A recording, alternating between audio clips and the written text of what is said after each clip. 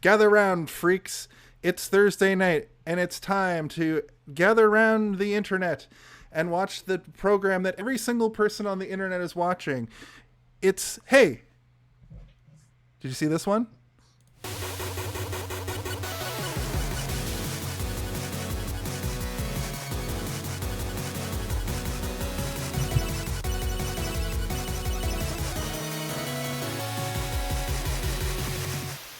What is up, all my Republicans? It's the alt-right hour. We are here with two of my... Wait. Oh, shit. America! Yeah! Sorry, wrong show. I got truck nuts today. I got some pictures I want to show everyone. That is our Saturday night program. I'm like, I think I'm on the wrong podcast. Welcome to Hey, did you see this one? The weekly podcast where two guys, a guest review a movie, critique a movie, react to a movie. This week we are finishing up the Close Encounters week with the fourth kind, the 2009 garbage fire of a film that for some reason we thought would be a great idea to finish the month off with. Not third Close Encounters of the Third Kind, but one kind further. We are joined this week by the indelible Jared McInnis. Welcome to the show. First time guest, first time viewer. No. Oh, you've seen the show. Thank you. It's your podcast, buddy. Come on now. Thank you. I appreciate. I wouldn't go on unless I watched it. I have to vet everything. Yeah, you're like, I gotta make sure these guys aren't problematic. Alt-right weirdos. I wanted to freak you out with that. You don't want to go too far with your critiques. So the first thing I do each and every week is during the week read a passage from Marjorie Taylor Greene's new book. Yeah, and the Bible. And I was going to say, the Bible. Yeah, it's basically the same book. She did a lot of lifting from the Bible. Jared is actually writing the Bible too, and we hope that comes out soon. Kanye tried to steal that from me. He did. I saw that a couple people try to make the Bible too, and I was like, that's Jared's idea. And I think I saw your social media campaign to you have a colon and then like a blank space, and you're like, let the fans name it. A lot of people want to call it the Bible 2, the Revenge, which I'm like, okay.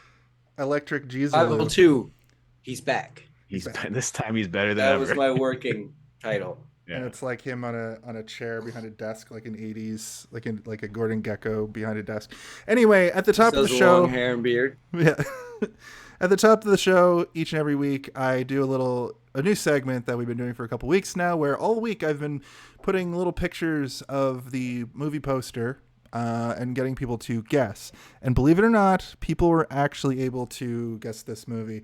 And I couldn't even guess what it was. And you were on the show. And you knew what it was. Yeah. Like, what are we doing again? The Blue Man Group movie? Somebody guessed Deep Blue Sea. Guessed. With all that blue, that's understandable. There's a lot of blue. So I thought it was fire in the sky. I didn't realize it was blue because my whole life is blue. I don't know if you guys can tell over here. He's blue. There's a lot of blue going on. Abu Dia. This is reading my mind there, buddy. He disappeared. The blue took him. This is fan guessing. You blew yourself, Stephen. Congratulations! You have successfully guessed the correct answer, which is the answer you provided. Congratulations! Yep, that's right. We have stings for everything. Off-Topic Podcast got it. They're a conspiracy podcast, Doug and Kadim, on Off-Topic. They just wanted me to plug their show. So go listen to the Off-Topic Podcast. Fan of the show and friend of the show, Tim Covey, got it this week. Jacob Hiltz got it this week. He wanted to say, don't contact me for any reason. Friend of the show, Noel Koteas, wanted to say, when you're in the arena, remember who the real enemy is. And also listen to their podcast, Stick Taps and Stitches for Hockey, Doodads and Whatnots. It's a hockey podcast. Stu Hayward, friend of the show, who seems to get the fucking movie every single week as well, wants to promote... I heard him last week, yeah. Yeah, he does reverse Google image search. I bet he's cheating. Yeah, he wanted to promote again Pint-Sized Comedy in Dartmouth, Nova Scotia. It's an open mic night for stand-ups every Tuesday at the Celtic Corner, hosted by Stuart Anthony, also known as Old Stewie. It's a wacky and wild time with veteran comics and newbies, with a special guest pro headliner every week. Gordon McDonald wanted to says, I want everybody to know they make a better gourd than a window. He's a different kind of cat. Speaking of, look at the cat on this man's shirt. I thought you were literally holding a cat. It fucking startled me. What about me? Just doing a Godfather thing. Lauren Duffy got it right. Of my daughter's wedding. She said, when I asked her what she wanted to say to the world, she said, I have no idea. But she did let me know that the movie is terrifying and it gave her nightmares. And then my cousin Ronan got it in at the last second. He's known as Reptar757. And he wanted to say, My Cousin Ronan sounds like a movie where you and like your cousin have to fight in a Greco-Roman wrestling arena for your lives. Or like a samurai fight of some sort. Yeah, I saw like samurai? a road trip. Did you say I saw like a road samurai? trip movie. A road trip Two movie? brothers who don't get along. Yeah, And right. he Maybe wanted, they got to go to Rome. He wanted to say at Get Clive his smooches, which means, I'll explain what that means. So he's playing the video game Final Fantasy 16 right now, and he really wants Clive to smooch the other main protagonist. Don't we all? Don't we all? And then finally, I have a couple of funny guesses. I like to pepper in these funny guesses because some of them are pretty hilarious. And Tanny Hiltz, Jacob Hiltz's mom, said she guessed the fogging horizontal levitator, which you'll see here. That's pretty spot on. And Eva Tanner guessed haunted PJ Pants 2, PJ Pants Revenge, which I also thought was pretty funny. Another Jaws fan. I did see that movie. It's not bad. It's PJ Pants. just the hardest core snuff. I peed my PJ pants. Little people clown necro porno you've ever seen. Yeah. Moving along. But there's a plot, Jason. There's a plot. There's always a plot. You got to watch it for the plot. Yeah. There's a plot against you, specifically, Jason. Yeah. Whoa. Oh, God. Whoa. That's what happens when you scare trumpet player Jason. over there? He that plays a free little jazz? trombone. The back trombone. Oh, no. Is Michael Myers here? He's not supposed to show up for a while. Okay. Okay. I've had my fun. All right. So the real first segment of the show is the brief history, where we give our brief history of the movie, how long ago we saw it for the first time. And if you have any facts about the history or the making of the movie, this is the time for that as well. A brief history. I've made it a tradition to let the guest go first around these parts. So, Jared, why don't you give us your history with My the history film, with this The movie? Fourth Kind. Okay, I saw it when it came out.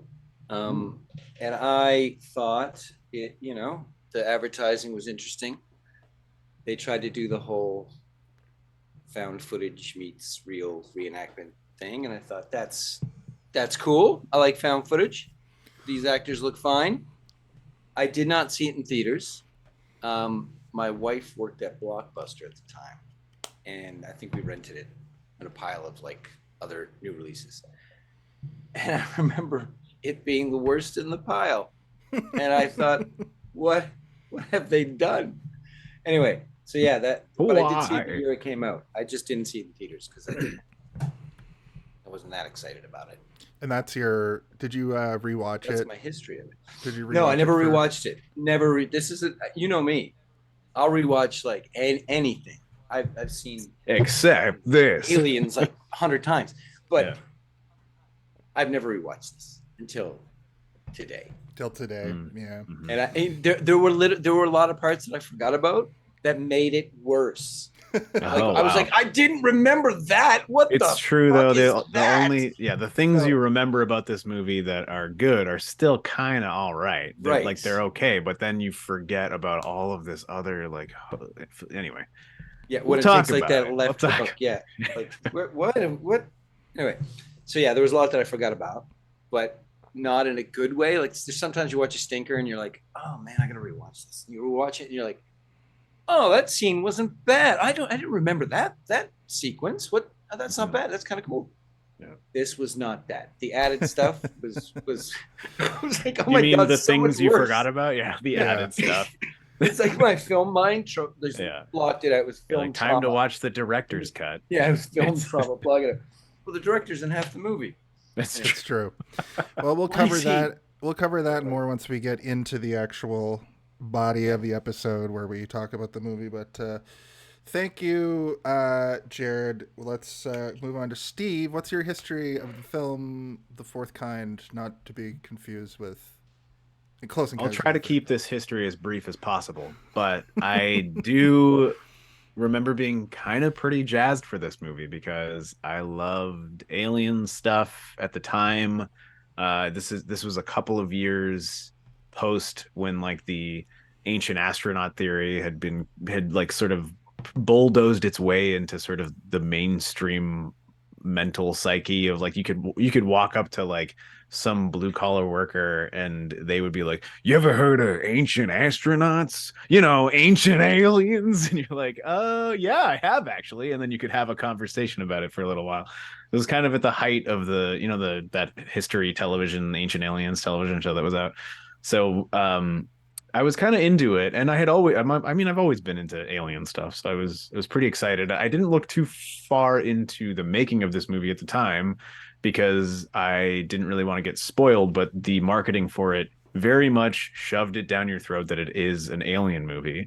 And I personally think if they hadn't done that, maybe the movie would have been more shocking to people not realizing that they were going into an alien movie, because they don't really fully show it to you until partway through the movie.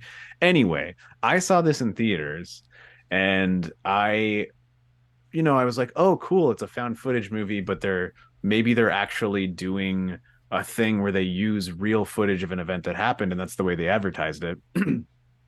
Because that was also a big thing at the time, was these documentaries where they would do dramatic reenactments paired with, like crime scene investigation footage or interviews with people in police interrogation rooms and that kind of stuff. But when I went in there, within like the second time you see the real footage, you're like, oh, unless I'm watching a snuff film, this is not real. So it's like your disillusionment is like complete. It's just like it completely pulls the rug out, and you're like, oh, okay, it's no longer a magic trick. It's just it's two movies being played at the same time. One shot to look like shit, and the other one shot to look kind of okay. It's not even shot shit. that well either. Yeah. And I remember just like turning to my friend in the theater being like, oh, and he's like, what? I'm like, it's not real. And he's like, what do you mean? I'm like, that guy just shot his wife in the head. I'm like, we're not watching a movie where that happens. It's rated PG-13. Right? Like, come on. Yeah. And then so I was, after that point, I was like, okay, We're all going home with trauma. I'm just watching a movie now. I'm not watching a movie that I thought was going to actually legitimately freak me out with the mystery of real footage, because obviously this isn't real. But there also were a lot of people that saw this movie and still, after leaving the theater, were convinced that was real. And it's like, are you serious? They showed an alien in the movie. Like, you think that they would have this footage and this would be the first time we'd all be seeing it, is in Someone's the going to movie jail. The Fourth Kind. Yeah. Anyway, yeah, I What saw it in got me theaters. Sorry. Yeah, exactly. No, go ahead. Sorry. I was just going to say, I saw it in theaters and I remember leaving and just like shaking my head, but I had forgot about the shaking my head part when we brought it up to do it. I was like, yeah, let's do it. I remember watching that and it kind of freaking me out a little bit. But then after watching it again, I had the same experience of shaking my head, except I wasn't doing the long walk down a sticky popcorn covered hallway of a movie theater. I was just doing it from my couch to my fridge, being like, what the fuck did I just watch? This is so stupid. I will say the one reenactment scene where the big guy Tommy is like going into his thing. Yeah. The actor in the real footage was better. He did right? better. That's some stuff I Right. want to talk about. He was also There's- more handsome. Yeah, well, that too. Like Tommy, isn't he like a Canadian comedy actor? That guy, anyway. But yeah, so like that's the one thing that I'll give them for that one scene. I did think that the found footage looked a little more like, okay, this is kind of real compared to. I will also say that I did, because there was a couple of things in this that did coalesce with a lot of the the UFO specials of the era that I was already sort of freaked out about, and then they had a couple of things in this movie that sort of, played off of that or utilized it as a tool to freak me out. I wasn't really freaked out while I was watching the movie, but when I went home that night, those same fears kind of crept up, and I was like, what if I've been abducted by aliens before and I just don't remember it? Yeah. Yep. So You're like, checking your What's body this mark for on my fucking- arm? What is yeah. this? I'm like, I Okay. have a weird pain in my arm, and it only ever happens when I'm trying to sleep. I So blacked out it last did do- Saturday. That was vodka. That Yeah, no, that's you because drank a lot. that's because you ate 6 fried chicken sandwiches Yeah. from Yeah. Popeyes. I woke up in the shower The with my store clothes down on the and I was street. wet, and I think I pooped in my pants. Aliens got me. Had to be the Aliens alien. got me on the way home from the bar. my No his- way I shit myself. There's My- no way. my history is never. easy. I started it on Wednesday night expecting to sit through the whole, or Tuesday night expecting to sit through the whole thing, but I was like just nodding off, and then I was like, okay, I'll just finish this tomorrow, and then I kept procrastinating finishing the movie because I was like, I gotta sit through the rest of that thing, because the first half of this movie is fucking brutal. That's your brief history? Holy shit. man. Recording in progress. Whoopsie Thanks for doodle. recording the episode. No, it's cool. It's just live. We're just live. Well, I have the live. It'll be on Twitch. I gotta I have to put my alarm set again. Anyway, yeah, that's my history. I literally, but remembering it come out, I just thought it was just some schlocky like horror movie. I didn't realize it was. Well, you'd be correct. It is, but I didn't realize You nailed it. was We got tricked. You presented. You nailed it. I didn't realize it was presented as I don't remember this movie being presented as a found footage thing. Because what year did Blair Witch even come out? Like 1999? Oh, Yeah, but this this wasn't is playing 10 off of years Blair on. Witch. This is like No, they were trying to do something yeah. different. I think. Yeah, They were trying to do a fake pseudo mockumentary where they're like, let's present it like it's, because like there's absolutely nothing true about this movie except that people in that area have gone missing. That's the only thing that's true. In the Okay. middle of nowhere. In the middle of nowhere, Imagine in a that. climate that human beings can't survive. Are you telling me that there are people bears? disappeared? What the Mountain lions? fuck? Well, we will get to Dude. the body of the episode where we can talk freely about all of our hatred for this movie. But before we get to that, let's talk about the director of this movie. All right. Quiet on set. Are we rolling? Okay, let's shoot this piece of Sound. Speed. Action! So the last couple of episodes, specifically Mars Attacks and Signs this month, there wasn't a whole lot to talk about because you've seen M. Night Shyamalan, you've seen his movies, you've seen Tim Burton movies. The director of this movie, though, I feel like he's doing a thing where he's trying something completely new while also trying to be M. Night Shyamalan, while also trying to like remake Fire in the Sky or something. That's the impression that I got. I wouldn't be surprised to learn that this guy loved Fire in the Sky and wanted to like turn that on its head. The director of this movie, his name is Olatunde Osunsanmi, and Well, he is Jason definitely practiced that before the show. Yeah, you got that. I didn't. Or you- I know. That was the joke. Okay, thanks. What he meant. The thing about this man is he is the interviewer for the whole movie, for the found footage interview. And looking at his filmography, he's like a TV, like he does like 1 or 2 episodes of TV for a whole bunch of sci-fi. He did a lot of Star He's Trek working Discovery. up until this day. Like He he's started true. in film though, from Yeah. what I could tell.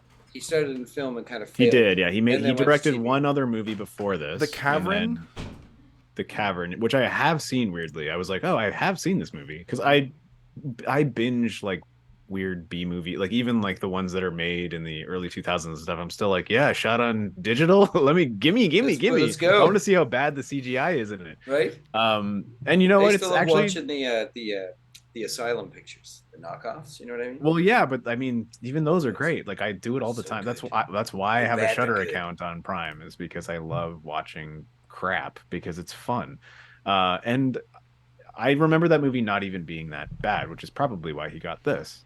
But he started as not an intern, but like an apprentice of another director, and you know he made that, and then that did okay. It was a shitty movie that had a very small budget, and it made its budget back plus times whatever. And this did the same thing, which is why I think he's still working today, is because, you know, this movie had a budget of $10 million and he was able to rake in $50 million, which is and it pretty looks good. like good on paper. He did a couple movies. He did his first two movies, Cavern and Fourth Kind, and then Evidence in 2013, and then just moved to cable cable Star remakes. Trek Discovery. Yeah, Under the Dome, which is the Dome, Stephen King TV show, Extant, Falling Skies, Minority Remember I lent you Report that book. TV. Do you a remember lot that? of sci-fi. And, you know, I Falling kind of Skies? commend him for, because No, I think that Under the Dome. Sorry. that is a Oh, Stephen maybe. King. Yeah, Yeah. it is. I remember I lent Jason the book, but it's like this thick. Yeah. And I remember like a month later. I was That's like, why it's a "Yeah." TV He's show like, and not no, a I'm not movie. gonna read that. He just gave it back Yeah. to me. Like, I'm not. You're like, I'd rather murder somebody with this than read it because it's so Good big. book. Yeah. But It is also a good like book. Gotham and Bates Motel, like things that are like spin-offs of other things, right? Like he But probably he's just in his makes- wheelhouse though as well, Exactly, right? Like yeah. he's got his comfort zone, but it's also Yeah. like your passion zone as well, right? It seems like he really enjoys doing weird stuff, which I appreciate because you can explore every genre of filmmaking within sci-fi and horror, and you know, you can still do the stuff that you would have to do in a drama or like a romance or whatever. I thought that Gotham like was a pretty high concept show for what it was, and it The city of had a Gotham, really cool. populated by maniacs. Yeah, just a show about Gotham without Batman. I thought like I liked that show start to finish, and I want to Bad find out boy. what episode His hockey pads. He he was wearing did. hockey pads. he was. Is He there showed up only to one? set every day with hockey pants on. Hockey He's like, pants. I am wearing hockey pants. I'm wearing hockey pants. Okay. Um, do you have anything to add about this director? Or do you want to move into the body? Of the No, I episode? think you nailed it with I mean, went He's TV, American. and that's he's his American. strength. He's American born, but I bet you he lives in Canada because the majority of the shows that we list in From there, Vancouver. so Toronto. many of them are filmed in Toronto, and I'm like, Yeah. does he just live here? Because like that seems like that might be the case. Let's find him and have him on the show. Yeah, I mean, Right? it's possible. It's possible. the if he's Catherine Just still don't let him. around. Just don't let him see this show. He's been. Oh, he's this been one. fake. Like, yeah, you don't want to. Yeah, no, just the segment where Jason tried to pronounce his name. Yeah, He was like, Yeah. oh. yeah.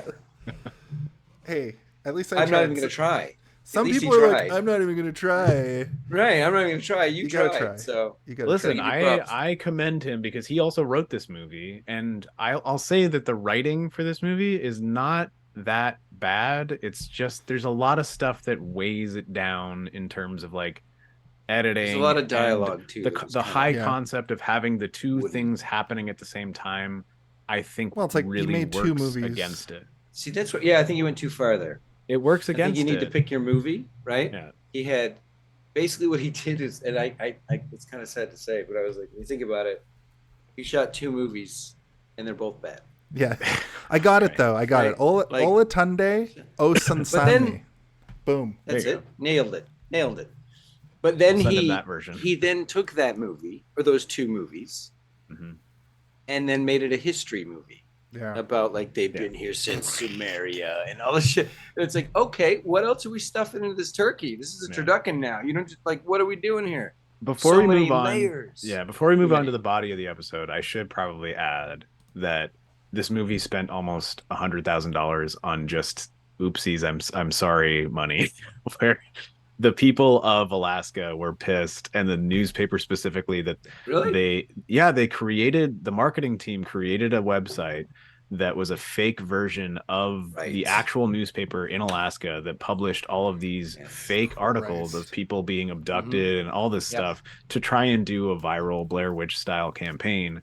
And it didn't go down as well as the Blair Witch stuff did, because that was actually a legend in the area and they were appreciative of Yeah. the tourism that it brought or whatever.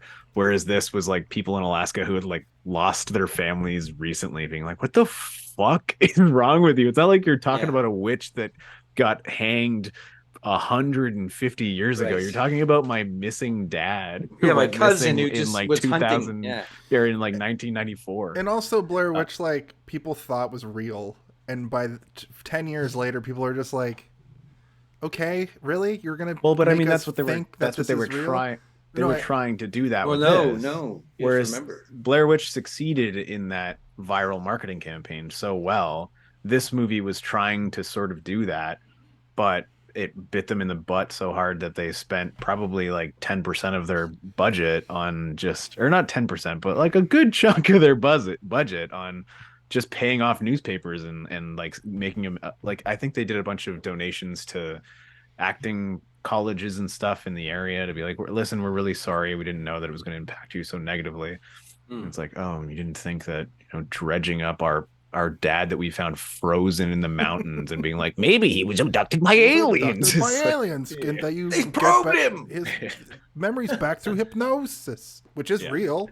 amazing. Well, that's for you to decide. That's for Yeah, you exactly. to decide. The My fourth name is decision. Milla Times did they say that? Jovovich, and 4 I'm times? an actor, 6 times? and this movie is That definitely intro is real. amazing.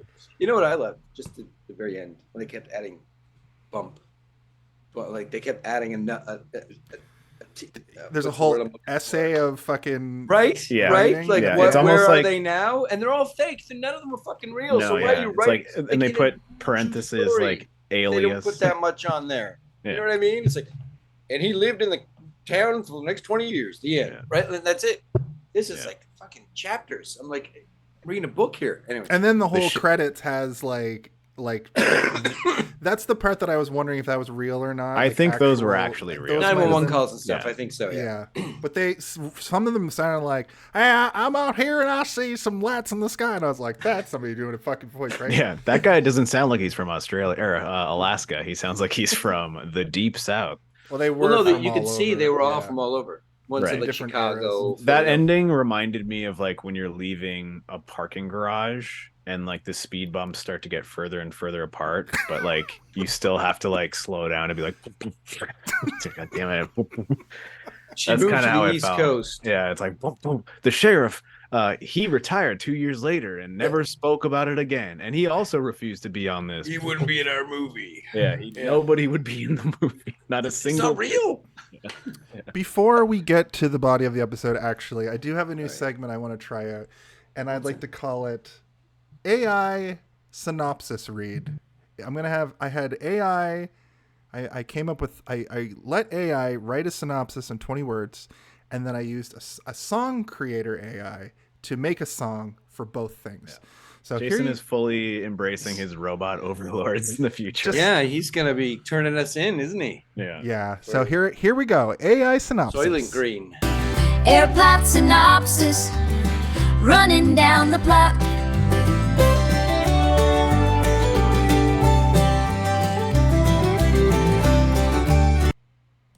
Psychological thriller. The fourth kind explores mysterious disappearances in Nome, Alaska. In the Troy-noctical footage with dramatic things, reenactments and unsettling real-life events. Goes hard. I think we need subtitles for that shit. Yeah. Yeah. That's Real life events. I like the Got Dolly that. Parton part, but I don't know if I like the second part. Well, How did that happen? We could try it again next week, and I'll do the country for all. Of Maybe it. give him another 20 words. Just Yeah. so AI like- drunk? That was it the sounded first- like half a song. It was like James Hetfield wasted in the 80s, yelling No, at you about a movie. Anyway, It sounded like it's It's like half past the hour. We've done all the segments. Let's get to the body of the episode. Why don't we? Ho, ho, ho, ho! Everybody back up, because here comes the body of the episode. This is the Wow, body of the sweet episode, horn. where each and every week we run down, we try and make react, people horny with review, the body try of the to make episode people recording. horny. We show our bodies. We all have cameras underneath our desks, and Jared is sitting on a clear chair. Turn that camera on later. Yep. And that's for our premium viewers over on our Patreon that we don't have set up yet. What I will say, if you're new here, typically what we do is just talk. But since this movie is very content light, I'm going to sort of run down the movie beat by beat, and we'll just sort of fill it in that way. For a movie that's more cerebral, like Signs, you can kind of talk about the movie. But this one, Like we that learned. subtext. Yeah, we exactly. You need This a one movie tries that to have thought about subtext. it a little bit before it being like action. Yeah. But we try to just talk about Fire in the Sky, and that's also a very content light movie. It's basically this movie, just a little bit different and set in a different era. Right. And Well, I assume your first note is going to be Casey Jones interviews Lilo Dallas Multipass. Wait, No? that was Casey Jones? Yes. Yeah. That's Elias what I know him Koteas. from. Shit. Oh, I Nice know him from Koteas, TLDMD Power. Whoops. I know him from Turtles 3, where he has to hang out with those 4 feudal OG Japan guys. Casey Jones, buddy. Yeah. And they just hang out, and the Ninja Turtles go to feudal Japan, and Casey Jones hangs out with 4 naked Turtles Japanese in men. Time. Turtles in Time. Yeah, that's a great film.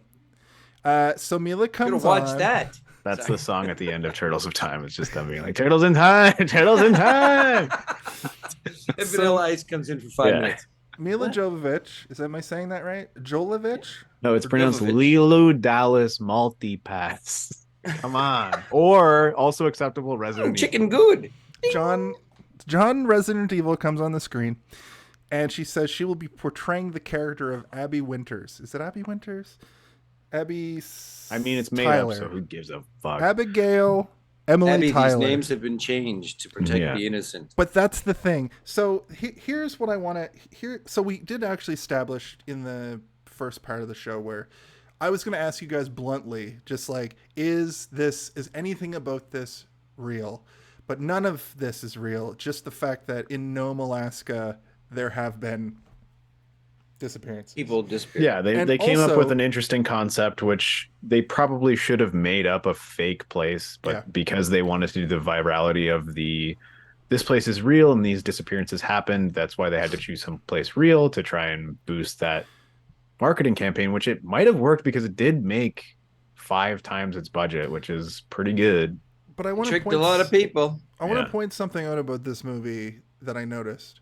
If you never talk about it being aliens and make it paranormal, the fucking owl is a thing from like the Mothman Chronicles lore, right? So if this movie, I think that's a moth. I'm joking. There's No, I so know. much that they pulled into this movie, though. Right? well, that's true. Yeah. Ancient alien Yeah. stuff, all of that. It's just like a hodgepodge of what else can we add for stakes. So immediately off the bat, though, we just get this actual actors playing themselves, being like, just to help out the victims of this horrible alien abduction crisis. We're going to reenact. We're going to reenact the footage of an interview and 911 calls and a tape recorder that we found. Please enjoy. And then what we get, and I want to say this outright, we basically get one of those reenactment shows from the History Channel, and the acting included as the reenactment. Unsolved mysteries. Exactly. That's what it felt like. Did these people Especially the disappear sheriff. once? The sheriff acts like quiet town. And exactly. Are there aliens that came down from space? But then the sheriff is them. like, I used to be a good cop, but now I'm above Oh no, the you have to law." whistle. You have to. Will be like, Patton. excuse me, I'm not sure if would these murders have happened if you hadn't hypnotized these. What are you doing, your goddamn hypnosis? And all these Hypnosis people? is not exactly It's so legal, is intense. it? Okay, so this is what I wanted to just mention right now before I forget. Those two actors should not be in the same room together. Elias Koteas and Will Patton are too much fire. There's too much intensity for those two over actors to be chewing up the fucking scenery in one scene. Right. It's like, okay, even Koteas playing like the calm down, like.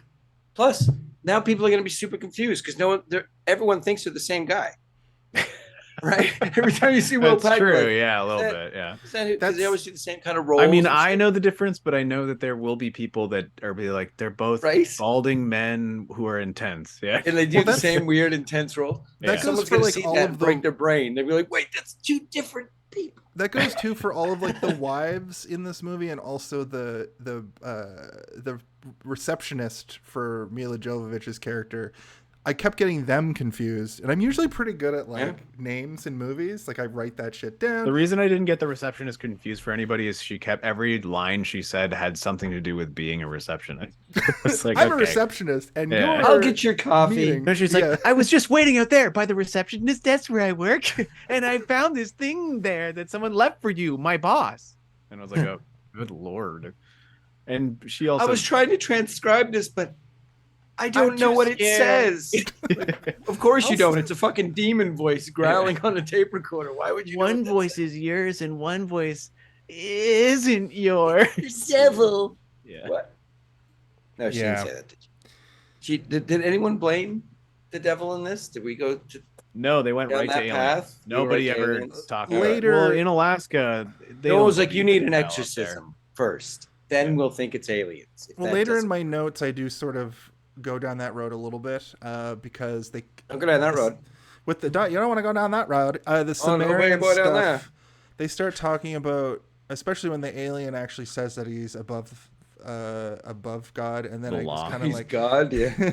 and then I was like, I'm the devil. and they allude a little bit to him. Maybe he's Satan, and then I was like, are they trying to do a signs thing here? Where Well, the whole like, thing is like, And the gaps in the translation. Why? the implication Yeah. is that like Just fill it in. You can guess what he's saying. this is like a Ridley These Scott thing gaps. where the implication is that like God and the devil don't exist, but aliens do, and Aliens that is the made God. it. And, yeah, Well, that's what it is. When they get the professor guy from Africa there first, and he's explaining, Anu and Samaria and all. Yeah, that he's shit. like a language And he shows professor who's like this an is a expert in all, rocket. I'm like, that's ancient not a languages. rocket. That's He's a a- dildo. But he's if you also think a it's self- rocket, fine. he's also a self-insert in a movie that the director is literally in. Which I Right. thought I don't was think pretty he is funny. because the director is not an expert of ancient Sumerian The language. director's not him. Did you think that he was the director? No, too? I didn't. I Oh. didn't think that. It felt like that he was a reflection of the interviewer, who is the director. Okay, I see. I see what you're saying. I think he's because they had supposed to be the similar guy who knows, names. right? Yeah. Well, he's like But the it was X just so out Files of left guy. field. Like, what are we inserting Sumerian alien lore? It's You an know, like, ancient what? language that hasn't been spoken since like 4,000 years before ancient What? Egypt or whatever. But like at the same time, whenever I hear this shit in movies, like in The Exorcist and all that kind of stuff, I'm like, language changes like every 10 years in We real have life. the Rosetta Stone. We know Yeah, how to but, like- translate Sumerian. But also like these aliens would be, they'd be having their version of Gen Z and they'd be making up slang and stuff, and that would be the new Right. thing. Like language that was the gaps. changes. That was the Even if you go gaps. back 200 years in the development of language for any language, it's changed so drastically that I cannot imagine even an alien language where they're like strict and like birth, like 14 babies just off their skin or whatever. They would still like those babies would be like, what's your drip like today? Like you got Riz or some You shit. got Like, Riz? those Yee? aliens would make stuff up, and we You got any spice? Wait, that's George yeah, Lucas. they start calling each Just other sue them. And glizzies Dune. or whatever. Bleep blop. So I can't imagine that ancient Sumerian and what an alien would speak now would be the same. It would be Yeah. it would be like you wouldn't be able to do it. You wouldn't even be Well, able to translate it's it. the They example need a of new if- Rosetta Stone. If we went back 3, 4, probably 400 or 500 years Mhm. when they spoke Old English, Yeah. where F's look like S's and shit like that, we wouldn't know what the fuck they were saying. Even 100 True. years. Because you'd be it confused. sounds like German because it's Germanic, right? It's like it's almost Yeah. Even if you go back to like the time of the Titanic, people would be talking and you'd be like, it'd be Yeah, like there'd be some talking to like phrasing you'd be it'd be like talking to a 12-year-old who's speaking in only like TikTok language where you're like, what the fuck? Like I kind of get what they're saying, but I really don't. With a mid-Atlantic accent, so they're like, put me in a talkie this Sunday, everybody. Isn't here now, see? Fight We're gonna go upstairs. We're gonna get ourselves some pig snouts and frogs. Champagne! eyes. Yeah, and champagne for breakfast. And champagne for every meal, because that's what we drink in sunny 1899. Captain, are you drunk yet? No. Well, get on board. You're not trying hard enough, On sir. the Titanic. So the premise of this film, we've said it a couple times, but it's in my notes now, and essentially we're getting the found footage, gigantic quote unquote, of this woman telling the story, and on the other side of the screen it's the reenactment, and to make it a little bit extra spooky, the little line in the center changes.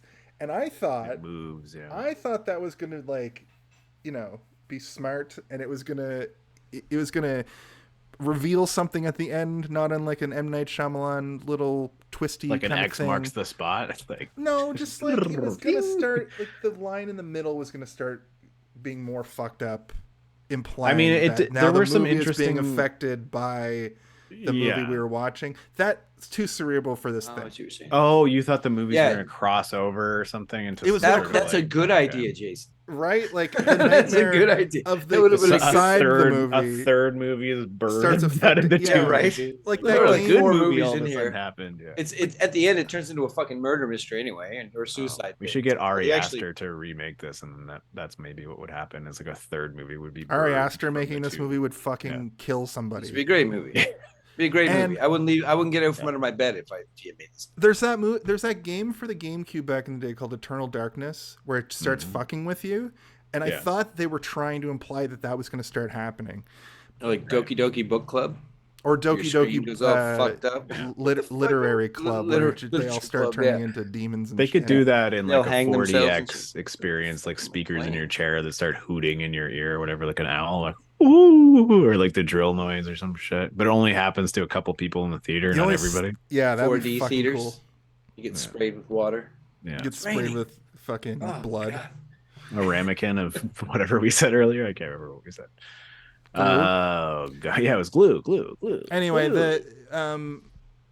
the Milla Jovovich's character is some sort of psychologist where she uses hypnotism to fix people's brains, and they don't really go too far back into why she does that. But her husband, she has a distinct memory of her husband getting murdered with a knife, and that we do get a little bit of gore for that, in that he gets stabbed repeatedly right in front of her, and like the blood wells up.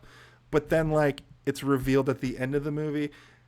And when you get to the end of the movie and it turns out that it was a suicide, or maybe it was or maybe it wasn't, depending on how you view this movie, by the end of it, you start to realize that not only did this movie not happen in real life, but this movie didn't happen in the movie.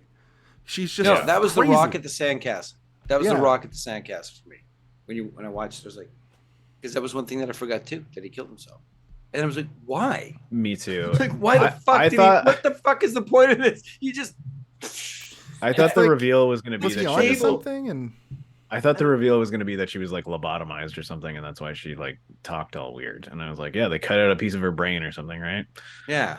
no, the reveal was that she was in a wheelchair the whole time. Yeah, but like that's not even a reveal because you're She's like, in a yeah, coma. her head like turned around or whatever when she was doing her. Her jaw crazy got thing. distended like The too entire story was in the mind of an autistic alien boy. far. Who in Whoa. a snow globe. And that alien was me. So anyway, not to put the cart before the horse or get too far into it, keep but going. You went all the way to the end. yeah, I did Like the pretty very much cover last the whole shot movie. of the movie. We is- jumped all back. Yeah, Keep going. I'm just trying to look at the layout of the show to see if there's anything I want to, because we have our theories, and I don't know if this I think this movie's too stupid to have a lot of theories. Yeah, it's like if you had a theory, it would be like maybe the movie was better than we thought. Like hot take. That's Let's a watch bong. it again. That's a bong thought from your dream journal if I've ever heard. Yeah. heard of Maybe this one. movie was better. than I thought. Amazing. Anyway, one of I the don't other her hypnotist friend is Abel Campos, played by Casey Jones, which I've learned, which is incredible. I'm going, where do I know this fucking guy from? He's aged 30 years since the last It's time we crazy saw that him. you knew that and I didn't, because I don't watch that movie all that often. I thought you watched it every afternoon when you got home from school. Ninja Turtles 3? Well, yeah, I did. Ninja Turtles 1, yes, I owned him, and 2, I owned him. Well, he's in that one, you know. I know he's in. That's all the of them. only one he's in, isn't it? No, he's in all of them. No, Is he's he? in one. No. One, and he returns. He's in 1 as like the first boss. I know that, yeah. And then he's in 3 because he's still at home with the Japanese guys that switch with the turtles. And he's like, whoa, time travel. Hey, you fucking guys over here.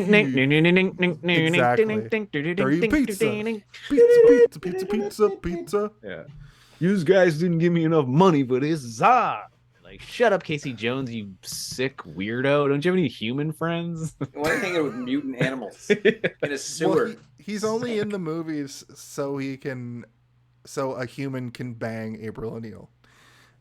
Because we can't have, Donatello. Yeah, the first one. dicking down the on ones after that. There's no like romance going on. First It's of all, it just wouldn't have turtle been action. Donatello, it would have been Raphael. Would have been. But that's my own. That's it. My own. Raph? My own ship. So I'm gonna keep that to myself. Yeah. Theories. There you go. There's your theory. Your mouth gives you trouble, Miss O'Neill. Yeah. So Where do you lay your eggs? we get it like we've done in this episode of the show. We do get a fast forward to the end. Abel is hypnotizing. What is her fucking name? I wrote it down so many times. Abby. And she just like, I remember making love right before he got stabbed to death. We never really find out like what actually happened. We just get flashes of him getting stabbed, her remembering it vividly, and then pictures of him with bullets in his head, and then a picture of a gun. I mean, we didn't need to see him shooting himself in the head. I know, but like, but I would have liked to have seen it instead of a Why picture. did he do it? Picture of a gun. Yeah. He's like, this is a Well, he picture of your explains it too. husband's He goes, blown out brains, and this is a picture of a gun. Yeah. Like, And he used this pistol to do this to his head. and she's got Like, the what the neck fuck? brace on, and she's like, Yeah. Oh, fuck, I forgot about that shit, didn't I? And she looks over at Casey Jones, and he's just like, I got nothing for you. like, This is listen, I fucking told you you weren't crazy." gonna like the imagery that he was gonna present to you, but it had to be done. And this Dun, dun, dun, dun, dun, dun, dun. and this part. Going back to New York. Yeah. What is up, Noel, in the chat? Thank you for joining us. Noel is here and will provide excellent chat commentary that I will get back to as they post. What I wanted to bring up here, though, is there's a couple jump scares in this movie that exist. You guys just want to talk about Ninja Turtles instead? I do. Of this Do you movie? want to talk about the Ninja Turtles original trilogy instead of this fucking garbage? The tire masks, fire? those Listen, we should animatronic probably- lips were amazing at the time. That's Oh, true. gonna I lie. think by today's standards, they're still pretty amazing. The Although animatronic on lips in this movie not as good, but we Well, should it's good. still talk Human about them. lips. Like, you know what so- this movie was really lacking in? Mutant animals. or And any Maybe that owl monsters. could have been a Martial mutant. We arts. don't know. I We Just don't know for sure. Did we pictures of see him do any owls. spin kicks or anything? No. Did he have a preferred weapon? The thing, though, that I do like is Sorry. that the idea of a shared dream is very cool, and Yeah, so is the yeah. idea of doing a mockumentary or a pseudo documentary where they take found footage and intermingle it with a very cinematic representation of that stuff.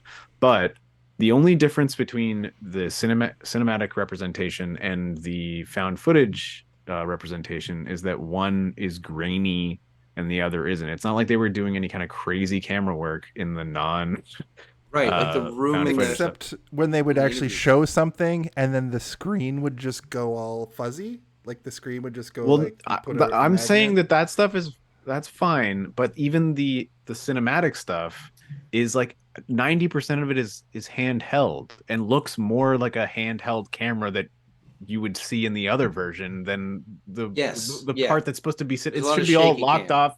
It should be dolly shots. There's like 3 dolly shots in the entire thing, and it's all shaky cam, and it looks exactly the same. Except they I have more hated when angles. when the camera was on her and it was trying to keep the handy camera in the shot.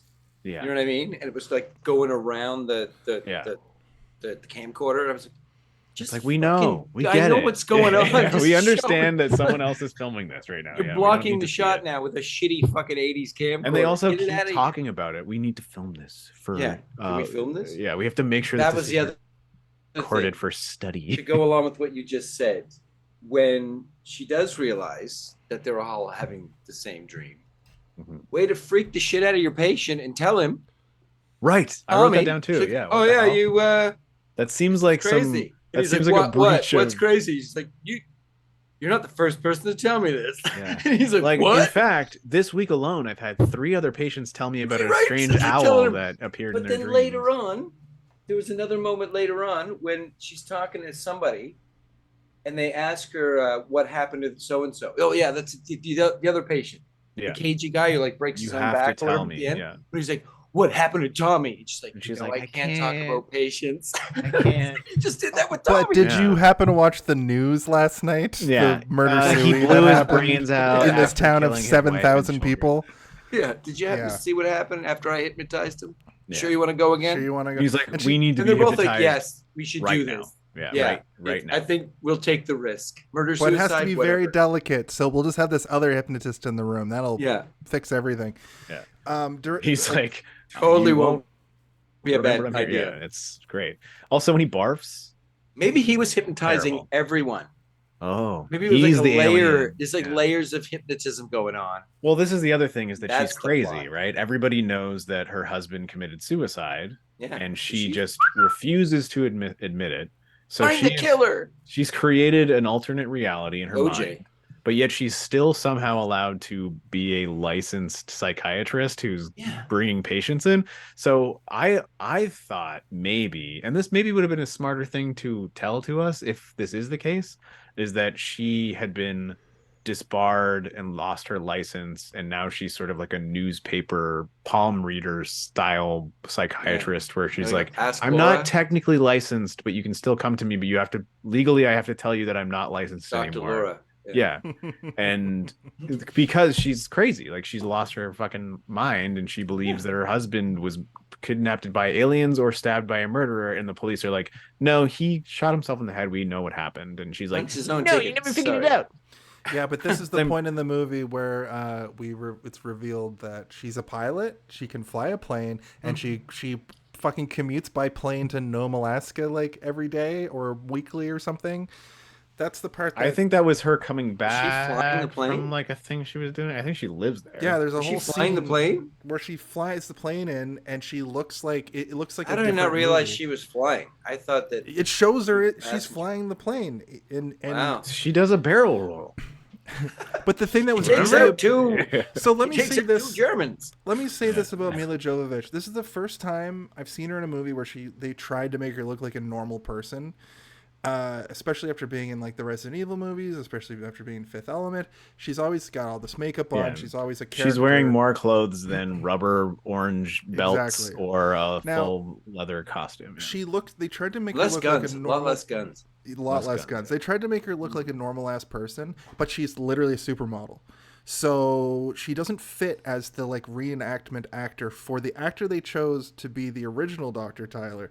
They didn't tone that down enough. So the whole time I'm just distracted by how extremely symmetrical her face is, and how they were just trying to like trick us into thinking that this is possible when everybody else in the movie looks normal. They all look like normal actors. Except for who she was playing. The other Abby actor looks like an alien.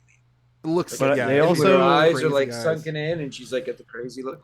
Oh, was the handy cam version. She's it's a like- lizard person. She looks like she's painted with like house paint, like Yeah. the makeup they use. I'm like, this doesn't seem Yeah. right. But also, Creepy. the rest of the movie is populated with people that you know, and it's not Yeah. like people that you know after watching this. It's all people that you know before this. So it's not like every single other actor in this movie isn't also a person that is distracting to it. So like, I've seen enough Milla Jovovich and Casey Jones and the guy from Gone in 60 Seconds, and like all these character actors are just populating this entire movie. But what But I it wasn't wanted to distracting unless you consider all those people not distracting as well, which they are, because What I none of these wanted to- people have the right accent. It was like fucking Accent's Casey relevant. Jones has a New York accent. The sheriff has like I'm gonna figure out the mystery that's happening up here in Alaska, and like that's been not dead an in Alaskan Missouri accent. most Like of my everybody life. is Yeah. out of place. Like the whole I mostly cast. just wanted to get to the point that when she's flying the plane for a brief moment, I was like, "Is this a fucking Tomb Raider movie now?" Just for this brief moment of her flying yeah, a she plane, and then she randomly. like she free Umbrella dives down Corporation. to Yeah, she's she freed- another. she free dives down to like an old pirate vessel that sunk Yeah. in the Northern Sea, and Has she to gets fight a an tiger. amulet, and she's like, "This has to do with the aliens, I think." and does a bunch of backflips in her fucking mansion, like in that first. But she Angelina finds out the Jolie whole movie. town has been turned into zombies. Yeah, and has to fight them Yeah. all, and then she puts on an orange wig. And she can speak fluent ancient Sumerian, and she fights the ancient Sumerians as they come down at the end. That's the thing I found funny too, like the Sumerian thing. Like you're just why? You're just adding more to you already got a story. You already got 2 stories. Work out those 2 stories. You got an alien mystery movie, My Husband's Dead, and you got a found footage thing going on with that. And then you've got, no, guess what? He's not dead. It was suicide. Twist. But then you shoved in here, but the ancient aliens, they came and they created all the people on Earth, and we're actually their experiments, and they're allowed to come back and do whatever they want with us. Because that was very much all the that only is kind of subtext that came out of him explaining, like, you can go into any university and find this. Remember, he's like, you can go to any university. But it's not respected in museum. any university or museum. You know, it's just a Right, thing. it's a theory. Right. It's like some bullshit. And like that is what I meant to say earlier, which is like it's ancient astronaut theory, which is like essentially like a flat earther. Oh, what's his name? The guy with the hair, you know? Yeah, the magician. Yeah. Alien. Yes. I don't know, therefore aliens. That must be aliens. Another thing that humans couldn't have done that is the name of the movie is so powerful, you know, like the 4th kind, and it's, you know, the illusion is it feels like an unofficial sequel to Close Encounters of the Third Kind, one of the best movies ever made. The 4th kind is when they take you, and the 5th kind is when they that's the. But I thought I was right when you first said, when you were listing off a few names, you said the 4th kind. I was like, I remember that movie. It's probably going to be dope as hell. It's probably going to be like Signs. And then it was like, it's not. It was like you're watching a cable TV special. Like it felt like it did feel like that. Yeah. Bill Patton, I just can't he's off the leash the whole fucking movie. The director did not tell him to calm down once. The director was not, can you rein that in a little bit? Can you just calm that down a little bit? I feel like the director was probably scared of him because that's what I mean. He was probably just like, holy fuck, he just kicked out this lady's living room. You know, you're playing a sheriff. Yeah, that's the sheriff, right? And he maybe don't beat the shit out of her house. Yeah, that made me just. You tell me where she is. Where is she? Whoa, dude, bring it down. Just gonna tell me where she's hiding. But also, like, you know, that character in a better movie, it would be a little bit, they'd spend a little bit more time with him, and we would characterization. Yeah, he seems insane, but the whole thing is that she's insane and he thinks she's insane, which the movie does give you.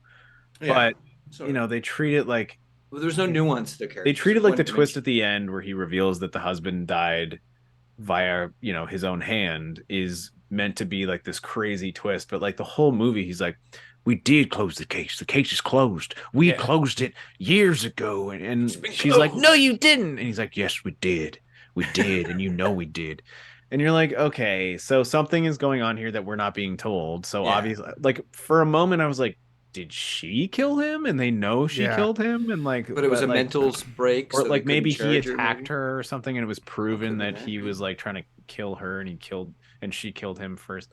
And then that would have been interesting.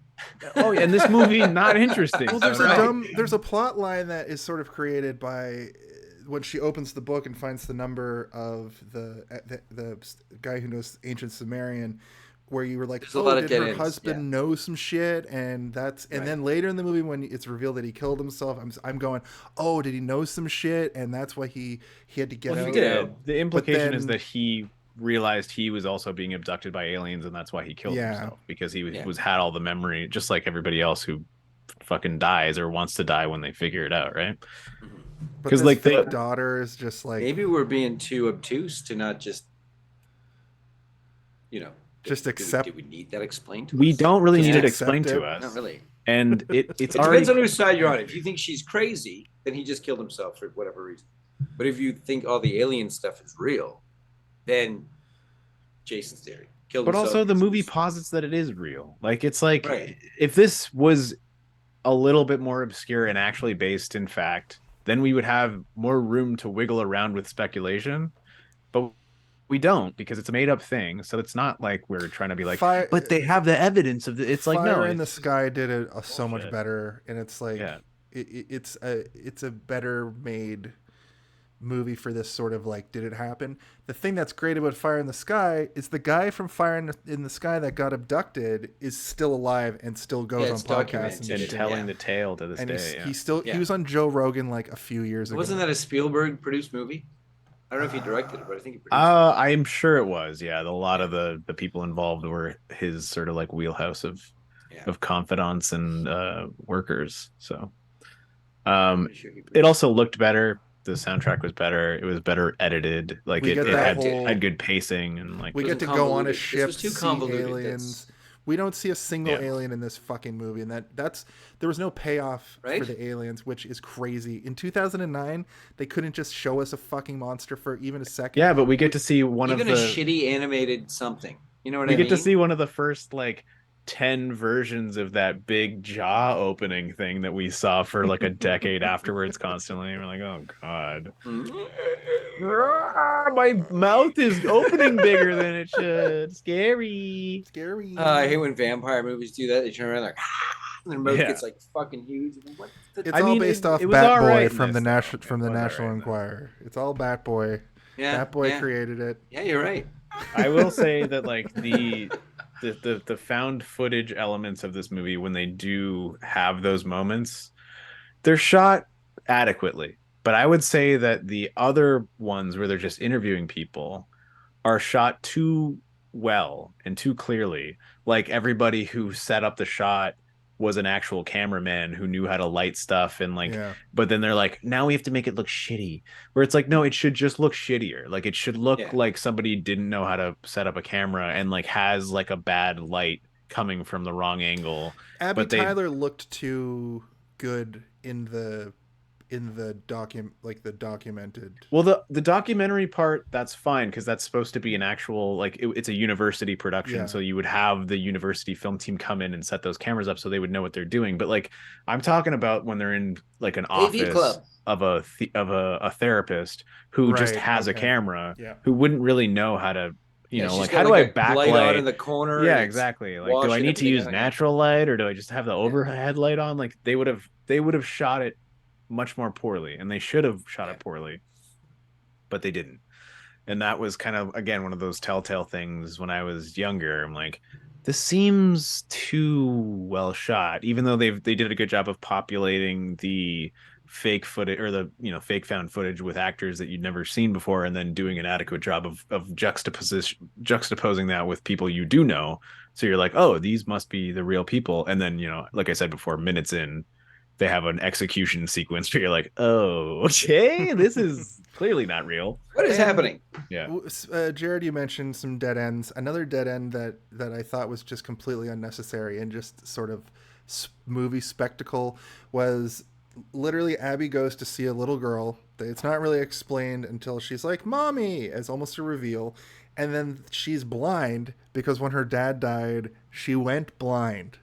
Which is how common that is, and then it's a real thing now. I looked it up. Is it? Okay. Well, then some dork walks by and calls her a faker, or she talks about a kid in class calling her a faker, and it was my first thought. I was like, she's faking. She's just like looking, and then you like throw a ball at her, and she's like, "Fucking kid's faking." She like catches it, and you're like, "Fucking either she's Daredevil or she's faking." Did you see also that TikTok? Impressive catch for a child? Well so there's a conspiracy theory that Stevie Wonder isn't actually blind, and there's also a theory that's not really a conspiracy theory that he's not fully blind and he's legally blind, so he can see some stuff. So when people go to like shake his hand, he's visibly trying not to like reach out and shake their hand. And there's this TikTok of this guy who goes for a high five, and Stevie Wonder he looks at it and then looks past it, almost like he like kind of forgot. But the funny part is the guy visibly remembers that he's blind and goes, ugh. So I just thought of that thinking about whipping a dodgeball at Emily's head, and she just catches it like a Terminator. That'd be great. Or she is blind and it whacks her in the face. Oh, and then it's like a scary movie. It's like something in a scary movie. I just Right. kept thinking of the meme where the person's like, "I'm legally blind." Well, what's his name? I'm legally The blind. guy that played the Highlander, Oh, Duncan MacLeod from the Clan MacLeod. He's legally blind. MacLeod. A lot of Ray those sword fight from Mortal scenes had to be- Kombat. Yeah, Christopher yeah, Lambert. Yeah, Christopher Chris Lambert. Lambert. Yeah, Lambert. I can remember. Yeah, a lot Hello, of I his fight have scenes got had to a be weird well accent. choreographed. That's He seems like he would have been in this movie, right? Like, yeah. He's the alien. He's the. I mean, the hey, fucking- if but they- also he is in Mortal Kombat. but which no, is because that's the thing about this movie. The is that it actors wasn't are quality. directed by Paul W.S. Anderson. Well, that too. But the actors are kind of quality actors. You know what I mean? They're not B-listers Well, necessarily. that's what I mean by the Hollywood end of it is Yeah. populated by people you know, right? That's where the Mhm. legitimacy comes in. Yeah. And then you watch it and you're like, they're It's like they're Batman and giving it Robin. all. You know? Right? Yeah. Great director, full of great stars. Oh my God, this is gonna be amazing. And then Yeah, but I'd rather watch Batman and Robin any day Oh, of the yeah, fucking I mean- week than this ever Yeah. again. I watched Batman and Robin twice. I would invite all you guys over and say cool party, and we'd sit down, Batman and Robin. and then we'd say time to kick some ice, and we watch will it say- together. Nice to meet you. The three of our dynamic, like the three of us get along as people. I think the three of us watching this movie in the same room would have been fucking hilarious. And me and Steve have watched movies with other guest hosts or guests before, and it enhances bad movies and almost makes us come into our review with a more shining review. You know what I mean? So we might have come into this being like, this was a piece of shit, but it sure was fun to rip apart in person. I should say, me and Cass started watching this before we came to the kick show, the Super Kick show on last week, and both of us just kept commenting on the interior decorating of everybody's spaces. Speaking of, when they show when they show her office for the first time, did you guys notice it's just kind of misty in there, kind of smoky in the background? Smoky. Like you know how light cuts through dust. Yeah. In real life, in this, light was cutting through like a smoke machine, like what's happening on your screen right now. I just turned on my smoke machine in the background. Okay. So I was like, that was a confusing. Everybody, turn your smoke machines on. Yeah, I thought we were all gonna do it at the same time. I am the smoke machine. Just a minute. Oh no, that's your wrestling. They call me the smoke machine, brother. Yeah, and then okay, so at this point in the plot, they're having dinner with the kids. The boy is the snotty little dick bag. Worst actor in with the the movie. worst And face. I know he's a child actor, but like, fuck off. I wanted to like just punt this kid through any large window. Talk about one-dimensional characters, dude. I'm a boy and I am upset with my mom. The first No, thing- that's the director. That's what the director probably said to him. Yeah, he's like, You're you're a the boy stakes. and you're upset You're the with your tension mom. in the scene. He's You're like, have the- you seen Hereditary? Do that, but way worse. Obviously, Hereditary came out years later, but that sequence where they're trying to have like a tense dinner, all I could think about was Hereditary and how that's probably It's the so much reason better. that movie is loved. But there are people who have memorized that, not monologue, but that back and I've seen it. forth between the two characters and performed it, and it's an amazing sequence. And this is just annoying because that exists. If that Well, and didn't plus- exist, maybe I'd feel differently, but because that exists, I was like, ugh, what is this bullshit? But in Hereditary, Not in front of you've your got a sister. real interaction. Exactly. You've got an Yeah. interaction between a mother and her kid. It felt In this, you have an so- interaction between what? Not. I'll explain to you later, honey. You need to help me with your sister. Take her Yeah. up to. They didn't. like- None of them felt like real people. They didn't even feel No, like fake. They didn't real feel like parents. family. They didn't feel Yeah. related. She felt like a caretaker for these two kids that she was babysitting. Or something. You know when you She go to talked like them.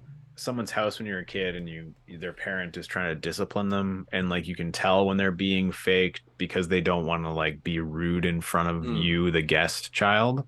The It kid's felt getting like beaten when I go home. it felt like that, except there was none of that behind it. Where like the Yeah. parent is holding back. It was like there's just actually nothing there. It's like She's not really holding back. She's they've just been given the bad lines and they're parent? reading it. Yeah, it just felt like people reading lines, and I was like, this is a scene that could be a commercial for like tissue boxes. And what was only the kid I've getting seen at? more emotion from tissue box Was commercials. the kid than getting at that she killed the huntsman? It feels like the what kid was he getting knows at? You know, It's something. like he's supposed to be upset. It's like is he supposed to know the kid, Dad's that the been dad did it? gone, and he implies that she's doing nothing to figure out what happened to the dad. And the mom's then like, he doesn't What know. he implies is that she's doing nothing to move past his death.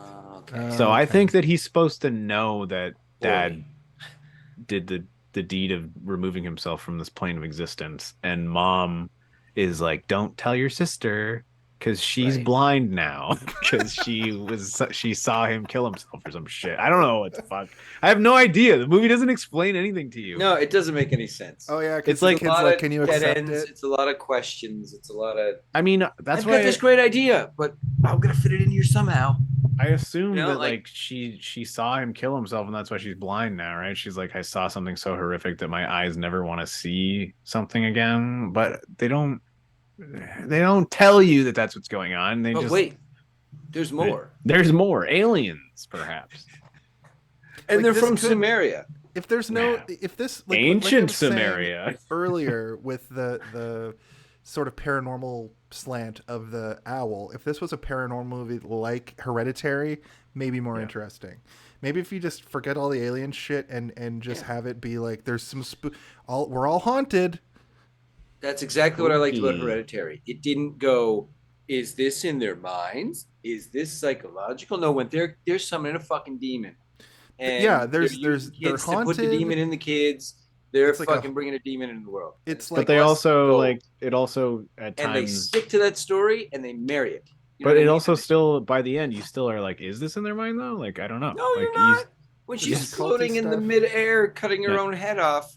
There's You no are. question that I'm that's still kind of like supernatural. who. Well, I mean, I'm still kind of like, but what is this meant to represent? And like, is it actually real, or is this like, is this sort See, of with like the that, ghost I of the took it- psychological torment of the family? Like, it could still, you could still Hereditary. You could still argue is You could, meant to but be symbolic, whereas this I think- movie is just like there is no symbolism and there is no No. literalism. It's just Yeah, shit there's no happening on the subtext. screen. There's no Yeah. subtext. There's no way you can even Yeah. be like, maybe they meant. Like Yeah. the only thing that was Perhaps. slightly, like I said, was the fact that you could pull out of it that the aliens made us, so they'd like to come back and pick us up and poke stuff in us, and then take our But- kids and but not they're- give them back. They're also Yeah. And like be like, fuck you, I'm God. they're also Like, that's leaving it. basically- They're also leaving it up to us to decide whether or not things happened for the way that people are acting, which is like that's lazy of them because they're not giving us enough information to be able to come to some sort of definitive argument that you and I could have a disagreement about it. Right. It's just like maybe this happened and we're like trying to fill in blanks because we are confused, not Oh, wait, because there's we more. actually want to know why it happened, just because we're like we don't know what happened. Yeah. Let's fucking cement these two This was things together around- with spit. This is around the time of the movie when I was like, the stuff at the beginning and the meta-ness of the actors playing these roles in the reenactment and then playing themselves in the opening and at the end, fully unnecessary, except for if it's a device to make it viral in an era of virality being pretty new. That's the only thing that I could think of doing that meta. And Jared, you're right. I thought about this too. Like the director was clearly trying to make up some new kind of movie, some new Some thing. kind of fourth kind of movie. My, the qu- That's it. my question was, which did he film first and who was following who? Did he film the reenactment shit first, the real life stuff, or did he film Do you make a movie and then he was like, "Now I got to film." So I Did he do film actually. the real stuff, and then have the other actors follow, or did the good actors act first and then the fake? Like, So I didn't do like a deep dive research on this, but I do have a theory. okay, But I don't know if it's like a real theory or holy shit. So my theory is I gotta go that- change my pants. Yeah. That was Yeah. I just fifth kinded in my pants over here. Oh my so god, the implication. it's just blood. So I I need a colonoscopy. Yeah, I thought that maybe they started filming a movie and they realized the movie was shit. So they're like, how do we make this better? And they're like, what if we like fake make a bunch of really cheap ass like we hire some like $2 a day actors and we just like set up some handy cams and make it seem like it's a Blair Witch style thing, or like they were maybe making a movie that they thought they could get going as like a Tales from the Crypt level, or like, you know, something bigger than it was. Couldn't do it, so they're like, let's just make this Blair Witch style movie that we can film for $2,000 over the course of 3 weeks, and then slap it on to this $10 million budget movie that we've got, and then market it as a true story. And like, because true stories do always do well and better than movies that aren't. And I don't know if that's true. I don't know if that's what happened, but it feels that way. It feels like they were being disingenuous because of like their parachute didn't open when they decided to, you know, jump out the plane. They're like, we don't have enough money to film the alien invasion scene of it coming over the house and stealing the daughter. And they're like, what if we do it like a shitty body cam footage from a cop who's like, there's beams of light, and we just make it all scrambled. It's pulling. Yeah. It's pulling. The little girl just popped out through the chimney. And all you see is like a round shadow go over the house, and then that's it. It's like, what? It does feel like they covered up. They covered up all the cool shit with the scrambly tape. Yeah. Which really sucked. That's also a way to hide your shitty special effects. And like, that's true, but like it goes on for too long so many times. Where I'm watching this movie, like, also it's like that scene in South Park. They brought it back for that. That's true, for like a second. Big mouth. But it's like that scene in South Park in that episode where it just shows the two guys on the wall and they're watching like the Game of Thrones or the fucking Lord of the Rings style battle, and they're just describing it. They're like, wow, and now this is happening. We don't have the budget to show this. That's what them scrambling the screen every time something cool happened felt like. But I mean, so I will say that the part in the bed where the guy like where you first sort of see something crazy happen on the you know, shitty footage, I think it still worked in the sense that it gets really quiet and then the camera jolting has a very loud noise, and then he immediately flings up and he's floating, and then and like it's not poorly shot. And the juxtaposition between the two images it's quite good. Right. And I'm like, this is good. And I feel like they probably shot this and showed it to some executive, and he was probably like, holy shit, this blows paranormal activity out of the water. Like, okay, yeah. Here's another $5 million. I see how this Milla got Jovovich. Yeah, that's actually we just gotta slap Milla Jovovich on this, and we're gonna be rolling in Benjamin. This does feel a lot like it does feel a lot like some executives saw like. Did you know I grew up as a Jehovah's Witness? I didn't, and I didn't actually mean to say Jovovich. I thought you did your research. That's wicked. Milla Jovovich is what I'm gonna call her from now on. Okay. Of fact. It does feel like though that some executives saw some dailies and they're like, this is it. This is the next one. And then you watch the whole movie. It's like this fucking movie is 99 minutes long. Like it's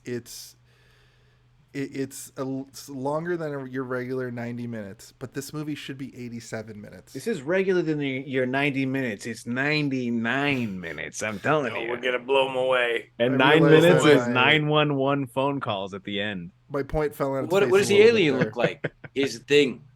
Never see it. Never see it. We don't show it. They're always showing the monster. They, you know, with the people they think they want to see the monster. Far, yeah. They don't. Like, they'll be too afraid. But it's like they tell you show don't tell, but you got to show and not tell. But then, you know, like don't show the monster, let people use their imaginations, but they don't even like infer at any point that there's an alien anywhere in the scene. It's just like we don't even know what the fucking killer looked like until you find it was Cinder Blue's own head off. But you know what I mean? Like no, we saw a picture of the killer. It was a gun, remember? It was him. Yeah. I will say, devil's advocate. Yeah. In 2009, I would have been like 20, right? I would have been 24. I couldn't handle horror or gore, right? I think if I went to see this in theater then, it might have actually scared me. I do see why people were scared by it if you're of a certain age and go to see it in theaters and it's like this new thing and you're stuck in a mind prison of the marketing. I can see, because I've talked to people in the last 2 weeks, a few people were like, the movie is fucked. It's so scary. And then I A was lot of watching people it like this. were freaked out by it, man. If you buy the story, if you can buy True. Acting You can like he's buy the hard real- and like fucking 15 years after it came out, he's like, shaking his fuck head. this movie. I'm almost 40 It's years all old. fake. It's all fake. This movie isn't ain't a One scary. thing though, documentary. like you said about that scene, when that scene was good, he floats up out of the bed, everyone's standing around. The doctor sees this, who's like, I can't write this in my brain. But then the next scene ruins it. Because then you get Will Patton again off the fucking chain, kicking her door in, like, oh, what happened? What'd you do to that guy? It's all broke up down there. What Did you do to break this his guy? neck? Was his neck broken because of hypnosis, You just snap like the his last hypnotic one? neck with your hypnotic snapping? Do you have some sort my of hypnotic God. powers? Like, or... bring it down, Will. Yeah. And talk to the witnesses. There was a room full of them. He's She like touched banging the guy. on the door, and she like just Yeah, like, unlocks it and it like flies open. Come and he's just in, like in her get in face, here. like, oh my god. So, So I'm not intense. familiar with the actor that played August, the sheriff, and you guys are Oh, Will saying that Patton? He's in well, a he's million movies. He's like one of those guys. I can. He's I a really get good that now. TV actor. He's like a lot of Okay. TV shows. But he these does days. sound like the groundhog Serious. from Winnie the Pooh. Like he Serious. has that Sort of, he has that way of speaking where He's he intense. whistles what he's saying to you. When he talks, if he's really angry, he doesn't look at you. He looks like this. yeah. He'll Yeah, look at you quick. because I was laughing out loud every time he was delivering lines. I was like, this guy used to be a good cop, and now he's above the law. And I- Elias Koteas is kind of the same actor. The guy Yeah. that played the psychologist. But he's like In this, he was toned down. he's but like he's the kind of the same baby. He's the baby De Niro. He's kind of like I'm You can't doing it think De that she Niro, did but this? am I doing How it did De this Niro? I woman don't break know. a man in half? Yeah. You can't think she did. Listen, Oh. listen. Everybody just calm down. I saw it. I saw it with my own 2 eyeballs over here in Alaska. It was something you had to be there. You had to be there to see. You it. couldn't be over shit my there, pants. over there. You had to be over here to see It was the what I one saw. time that we didn't have a fucking camera running, you know? This whole movie. You know, we had the camera rolling, but you know, I forgot to press play. So let me just move the plot along here a little bit. We get more actual Right. audio of the situation. Play on Show There's me also a footage. documentary of some sort. The audio talks about 300 people waking up in the night scared about owls disappearances. or some shit. Now Abby's hypnotizing all the people, the 3 different families. We get actual quote unquote footage of a guy talking about the owl from his sleep. the elf and from his sleep. from Elf. He's Oh, back. I thought you in said the fourth elf. kind The elf form. from his. He's like, hey, it's That's me. why there were no cats. I'm in the back movie. to perform more. Yeah, there's no. I'm gonna cats. eat your cat. That's my elf impression. Alf was the alien. I'm gonna eat your Killed her cat. husband. There's Is a that what he man. sounds like? Maybe I've gonna never eat seen Elf. I'm gonna Hey, eat kill your me. cat. I Hey, thought he I talked killed like this. me. Oh, it's me, Elf, over Pretty here. much. Kill me. Who's me? He's probably based on some famous actor or something like all of the Hanna-Barbera. Mel Like he Brooks or kind of has, something. he kind of has that vibe. He sees something entering the room. We don't. Oh, this is when they're hypnotizing the first guy who ends up fucking murder suing his family. Where he tries to run across the tiny IKEA table and Yeah, he He doesn't wipe smashes it. everything. He's like, "Did I And do they that?" show- She's like, "Yes, you did." They but show it on both screens, which I laughed out loud at. Like that was not Yeah. effective to scare Well, anybody. It just was. I think that was two that Peter was Griffins crashing, two Chris The one Farleys guy- crashing through so. a table. Jason, calm The down. real That- footage, though, was actually better than the Right. Than Yeah, guy it who was wasn't like, meant "Oh, to. no, my God." Yeah, it wasn't meant to scare. What it was meant to do, I guess it was meant to scare. It was meant to show that they're lining these two things up to be like they're both real. Yeah. We're showing you what we made, but we're Yeah. also showing you What actually Real happened in footage. Alaska? Nome, Alaska. And the way you know it's real is the guy in the real footage is a better actor. Yeah. Somehow, yeah. You kind of have to have that though to sell it. It sucks. Also, that apparently- I'll that say played that's the Real only one that Abby- I thought. Yeah, People the, from- The rest were shit. Real Abby was not a great actor, but Milla Jovovich is not a great counterpart to that actor either. Well, So she that never whole- played her because the real one, even when she was like doing herself in the interviews, she talked like this the whole time. I think that's because she's We're gonna paralyzed get- from the waist down. Stop making fun, you able. No. It was when she was doing the recordings in the reenactments. She even sounded like that. I know. I wrote down she does not sound like a therapist. She sounds like Shelley Duvall from The Shining. Right, exactly.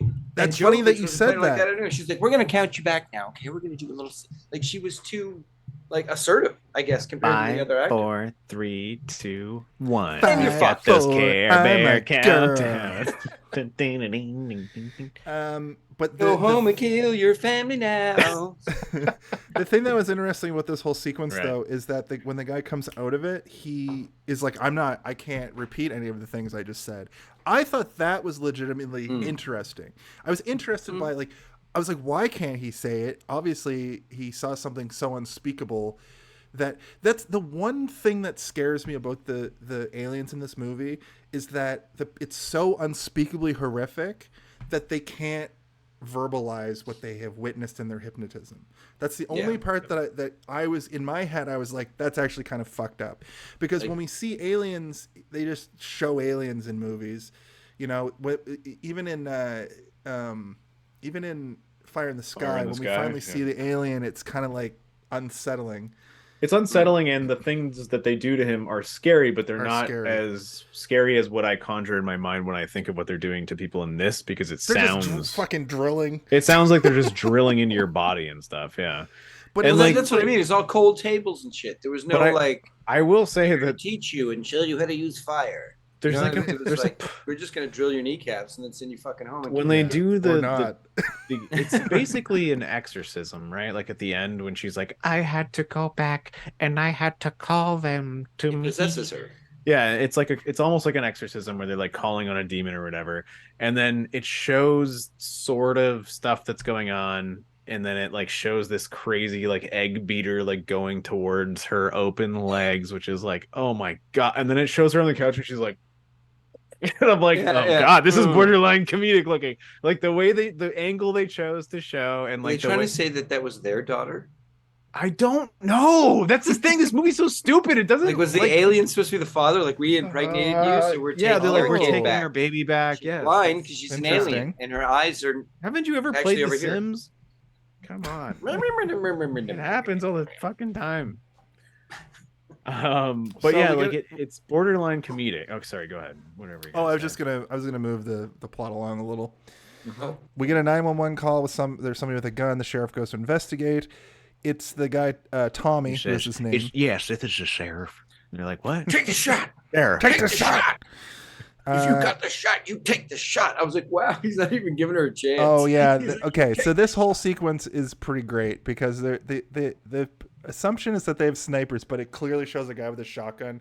It's like 100 yards away from the house. Is there a guy in the tree? Like the nearest house is like fucking an acre away. Yeah. Okay. Dean Lerner kills a dog. It's a guy in like a roadside tree house that someone made for their kids. Like it's kills a dog and a bunch of squirrels. For this guy I can't even lay down in this fucking thing. Takes out a bunch of flowers. Because the spread goes like 10 feet. Anyway, Tommy's in the house. He's firing off rounds. We get the old scene where all the cops are like in front of the house, like trying to like talk him down. And Milla Jovovich shows up because, of course, like, okay, I guess the psychiatrist has to go there and try to talk. What happened to her kids? I thought it was. Well, he called for her. He said, "I want the doctor." Oh yeah, I want her. Yeah. But I also am like, I thought that she was going to show up with her kids in the car. And this is gonna well, because like what is she gonna do? Like be like, Brenda, get over here. I have to go to a hostage negotiation situation in the middle of the fucking night. My kids are sleeping. Like she probably would take her kids with her, and I thought that was gonna be part of the plot, and it wasn't, and it maybe would have made the movie a little bit more interesting. I was still like the cop would have been like, you can't bring your goddamn kids to this. It's a hostage negotiation. Just another layer. It's like I don't know. I couldn't find a sitter at 3 a.m. No, it's him! Run! He's got his theories. I have a little theory here, a little insight. I was still on board with this movie at this point. I wasn't fully like, this is the dumbest. This is piece where of I shit. lost it in the movie theater. Yeah. I was still kind of on board here. What I thought was interesting is, you know how when you're watching like Friday the 13th style horror, like an 80s slasher, and it has that disjointedness of it feels like it's kind of jumping around because it's more about the kills. It's more about getting to the next kill. So you kind of like the plot doesn't always matter.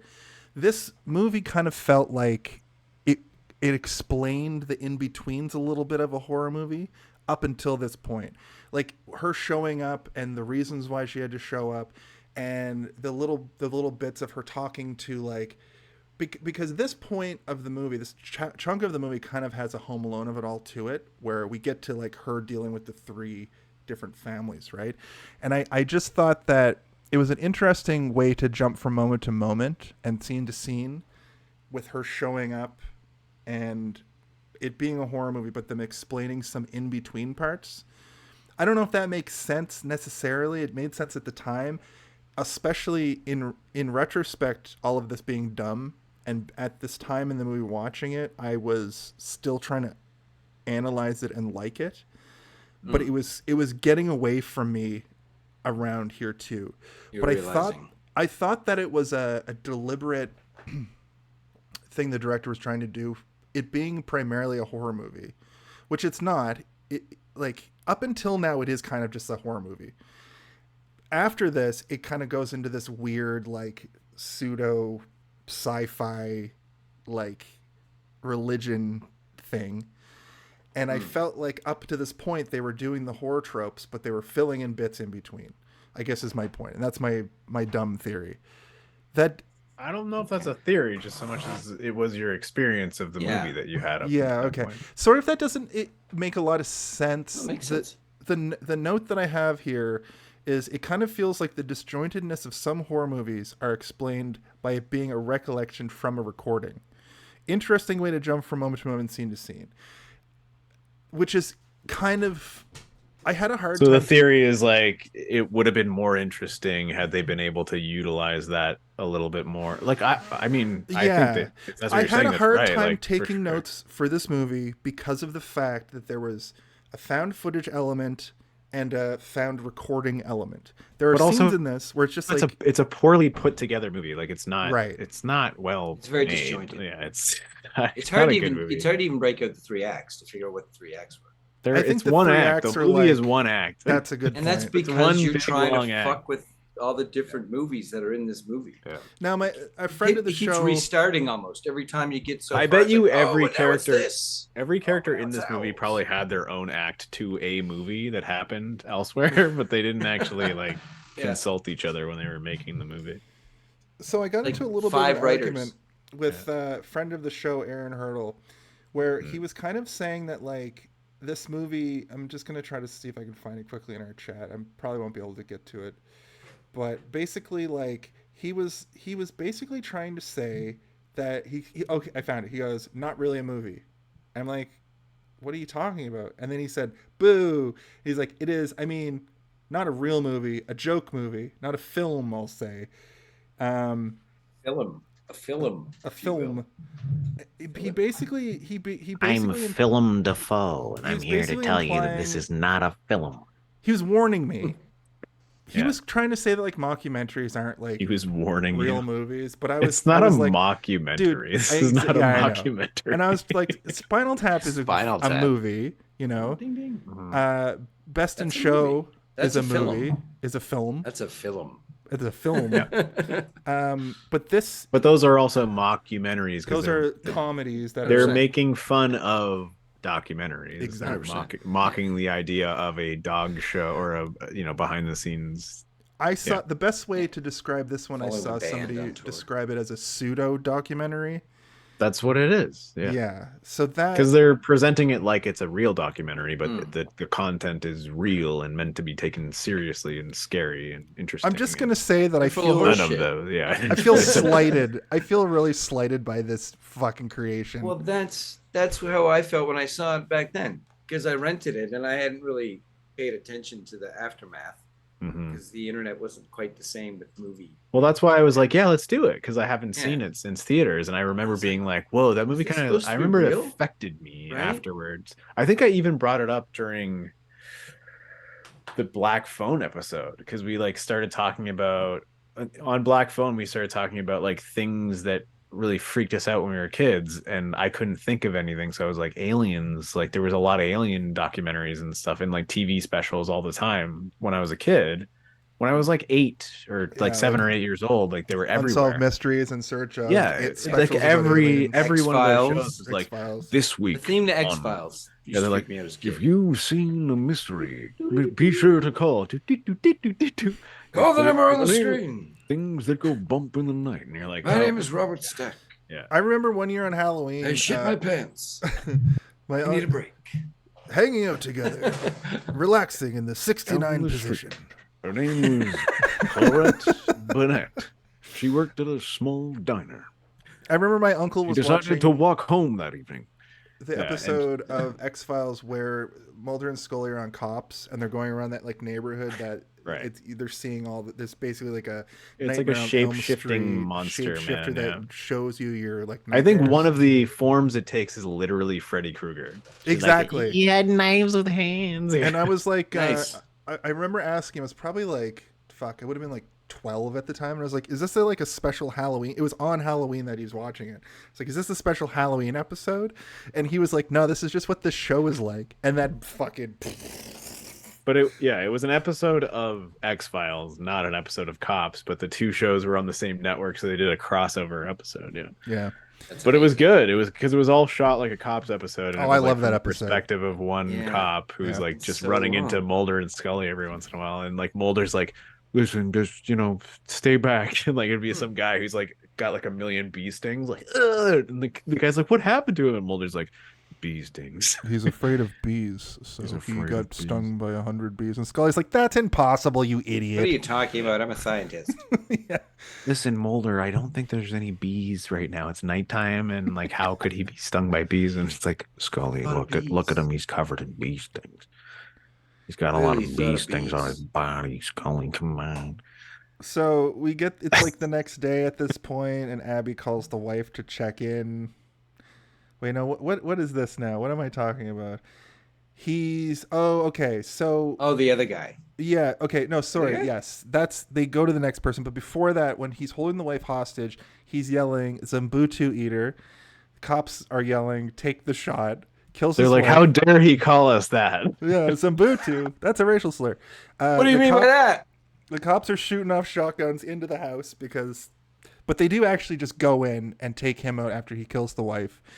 No, he shoots himself in the head. Blows his own head off. Yeah. Oh yeah, it's censored. Yeah, he That's turns why the in gun my on head himself. it's like that thing in Signs where we kept thinking that we saw the bird hit the wall, but really he just describes it so much. For me, I thought that the cops got him because it was censored. It had the like censor on top of it. Because you're so used to seeing censored police footage these days. Yeah. Yeah. Because he pops his wife, and then he does the kid, and then he shoots himself beneath the chin or whatever. Yeah. And this is the point where I Robert recognize... Stack Says, and that was the time that everyone decided to freak the fuck out. This is the point that I was saying earlier where I recognized that the It reenactment was a small town in Alaska. was almost too over the top. Anyway, yeah, we go to the next couple.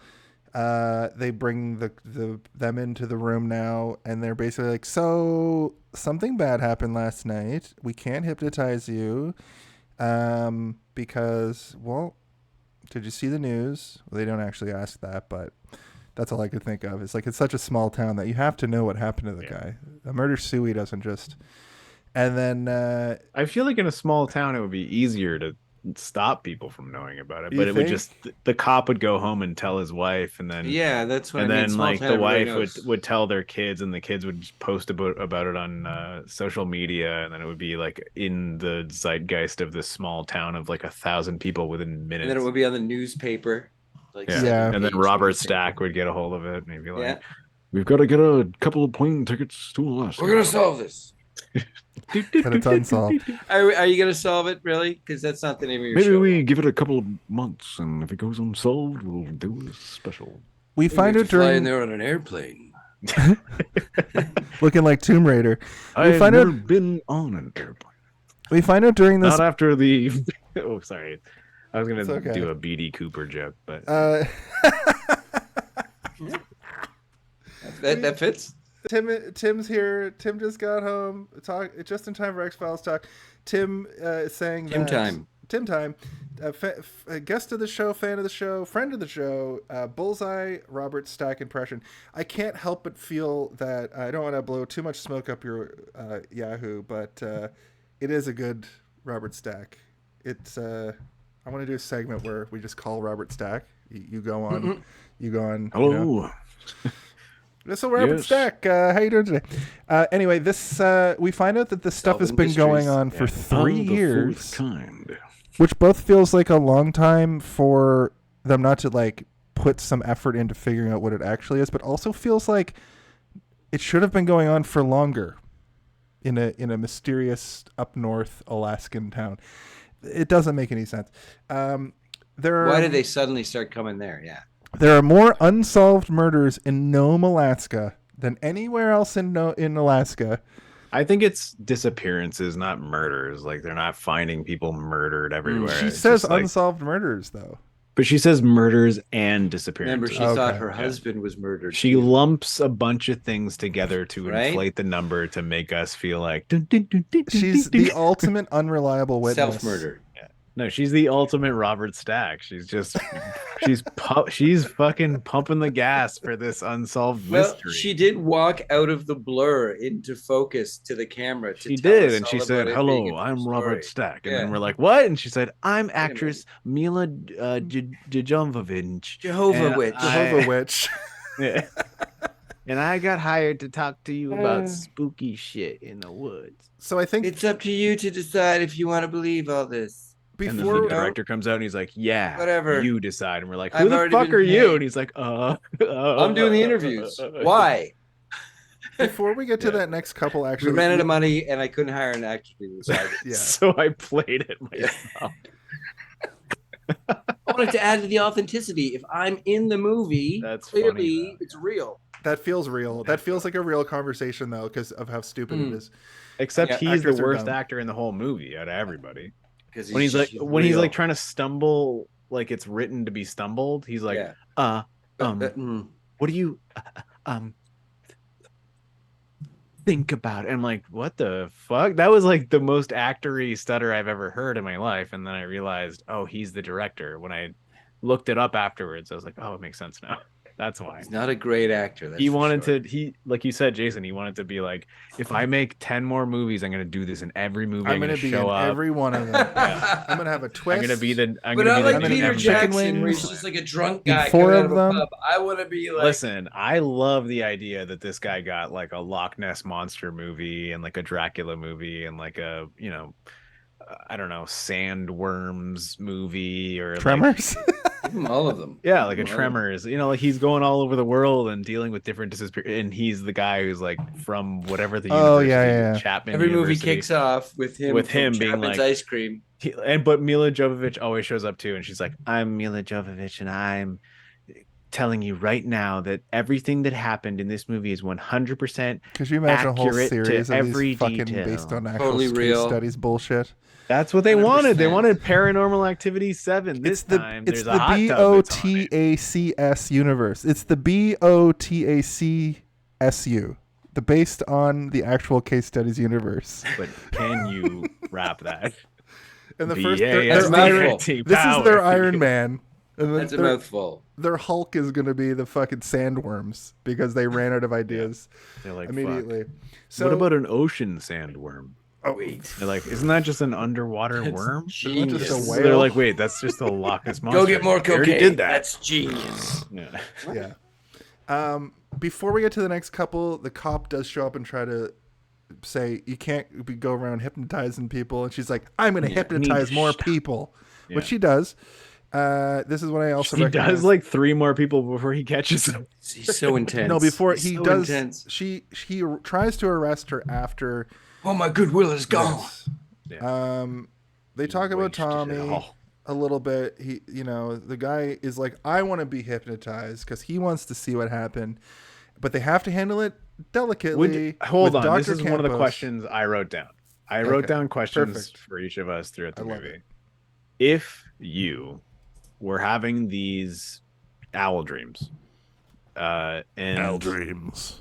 and you had a shared psychiatrist or therapist that you knew somebody who was also having, because she's a terrible psychiatrist and therapist and is just telling everybody like, yeah, Franklin had a dream about an owl too. That's the same dream. Yeah, what the hell? She didn't sign the teacher confidentiality. What the fuck? She didn't sign the doctor confidentiality papers. No, I'm picturing Jason going into a therapist at the age of almost 40 with his mom, being like, "Mom, you have to sign this." Sign the parent teacher. She's actually signing a waiver that says that you can use all of his stuff in a movie. Yeah.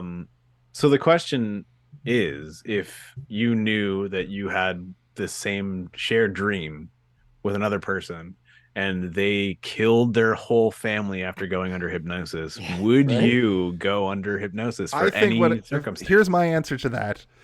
Yeah. That happens. Credits. That's the end of the fucking movie. Nobody else goes to her. Nobody else you goes... go around and make sure no one else goes to the No, I don't do that myself. Don't go to her. I She'll say hypnotize the you and story. The story is that happens. She's disbarred. Credits. Yeah, that's what I had written down too. Should have been when disbarred he comes already. to tell her, You're not hypnotizing any more people. You hypnotized the last person. She's like, "Fuck you! I'm gonna hypnotize everybody." That's it. You're right. That's the end of the movie. When they got to the couch scene where the guy's like, "So you hypnotized Tommy, and he killed himself and his family?" And she's like, "Yeah. So I just want to warn you. It's probably dangerous. I don't know if you want to do this or not." And they're like, "Yeah, I think we do. Yeah, I think they both look at each other. The husband and wife look, and they're like, Right? "We need to figure this out," because he keeps like peeing on the floor, and he has like really horrific nightmares, and itchy it's on bad. the back. But like that would have been the end of the movie. They would have been like, "No, we're not gonna do that." So and the sheriff would have arrested her. It would have been it. Yeah. I love him. Instead, I mean, I didn't have an answered yet. Oh, what's your answer? What's your answer? Yeah, put me under. I want to see what's up. I want to see what happened. I can't believe you aren't hypnotizing me. What are you talking about? There's no one in my house. I'm not going to kill anyone. Yes, let's count back. Come on, start. I'll I'm see ready. what happens. If I float on a bed, send me that tomorrow. I'll make a lot of money on TikTok probably. If I twist up and break my back, well. Oh, I forgot about that part where your jaw paralyzes you somehow. Yeah, you could get the jaw thing and you break your own neck. I interpreted her having Joker. the neck brace on at the end when she's in the bed as her jaw distended so far that she got a neck injury. Yeah. Well, yeah, Theory she also corner. was in a wheelchair at the end too, so that could also prove your theory that you just have. And that's not just a theory. That's a fourth kind theory. That's my fourth theory tonight. It's a theory. we're going into dense the eighth episode. kind at this point. It's true. Remember when you thought that we wouldn't have enough to talk about, Jason, and we're still like choo-chooing Well, on? I think Did it's you see because the spaceship? That was a dildo. Come It on, was that a was huge, a sex toy. huge That was dildo. a sex toy. That was not a spaceship. I think I'm interjecting with the plot this time, which is helping us. Well, I only got through two of my questions that I had. Oh, sorry. Three of them. Nice. No, but Jared, I'm gonna spread them out. That was the first time that it came up organically. What's your answer to this question, J. Rod? No, he said no. Oh. But I mean, go ahead if I'm wrong. No, I said no. You're right. Oh, you just say it. You're just like, I'm good. Yeah, I don't Credits. do hypnosis. Yeah, I think No way. hypnosis Real is a life, bunch of fake life, hooey. no thanks. I don't want anyone being like, "Hey," and they cluck like a chicken. Right? So yeah, we kind of described the scene though. They try to preface it like we have to do this delicately. So now we have this other hypnotist here. Don't want you murdering, so I'm gonna hypnotize you, and he's gonna hypnotize me, and then someone else is on the computer are gonna hypnotize him. The So that we're receptionist all is deep. going to come in and Yeah, talk he's about gonna hypnotize the office shredder, and so he starts gurgling and convulsing. And when he wakes up, he pukes, and the puke looks like a mouthful of a chewed up sandwich, and that's what I said too. Banana sandwich, right? It was the worst puke ever. Like a peanut butter and banana sandwich that he just had sitting in his mouth. Like they couldn't have hooked up any kind of tube. I feel One like lump. for $15, I could have hooked up a better tube, and as long as the cameraman was in a certain spot, I could have made it look more like barf than that. Yes. It looked Just like give him a can looked of terrible. chunky soup and Yeah. take a big mouthful of that. That would have even looked more realistic. maybe that's what they did, but they forgot to microwave it, and it was like it was all gelatinous still. We're like an hour into this movie, and this is the first time that it's like this guy when he comes out of the hypnotism, he's like, "They're not from here."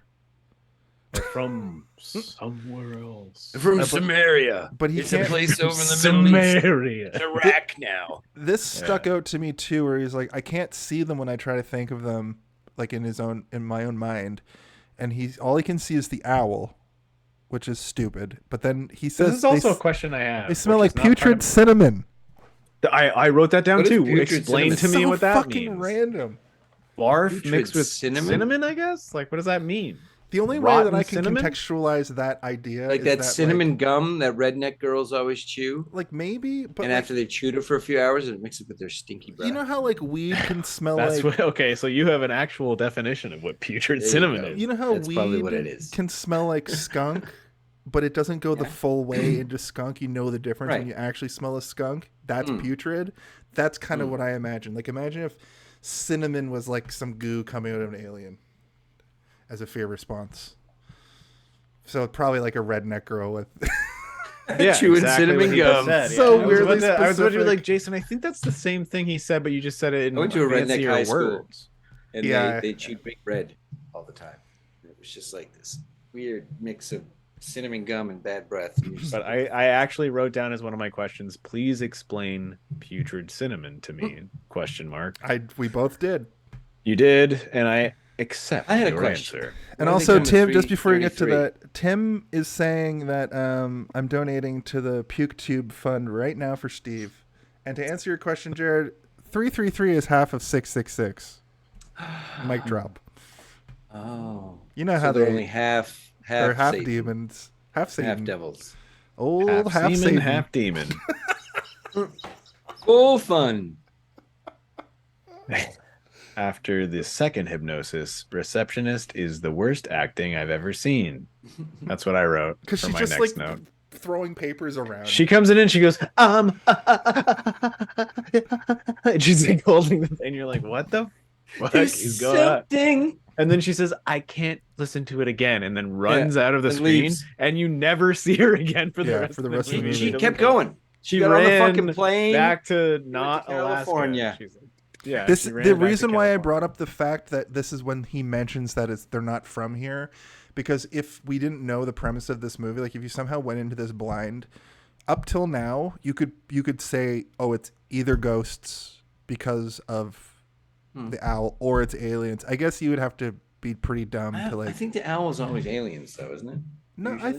I thought owls in the Mothman Chronicles It's Mothman, meant that, but there was always the. but it like means There's a- that something bad's gonna happen, and it's the Mothman. I feel like like, you guys are destroying both a like bridge. butting heads with like just weird theories that are like these could both be aliens or ghosts. What are you talking about? No, there was a movie a while ago where it was owls, but it was actually because they were out of focus. They looked like owls, but when they came into focus, it was just the big alien eyes and the weird shaped head. Oh, that's So a good They point. thought they were seeing owls, Like, and I they thought kinda look that's like what they were greys. doing in this movie. I was like, this Yeah. happened before, but then they didn't even go there.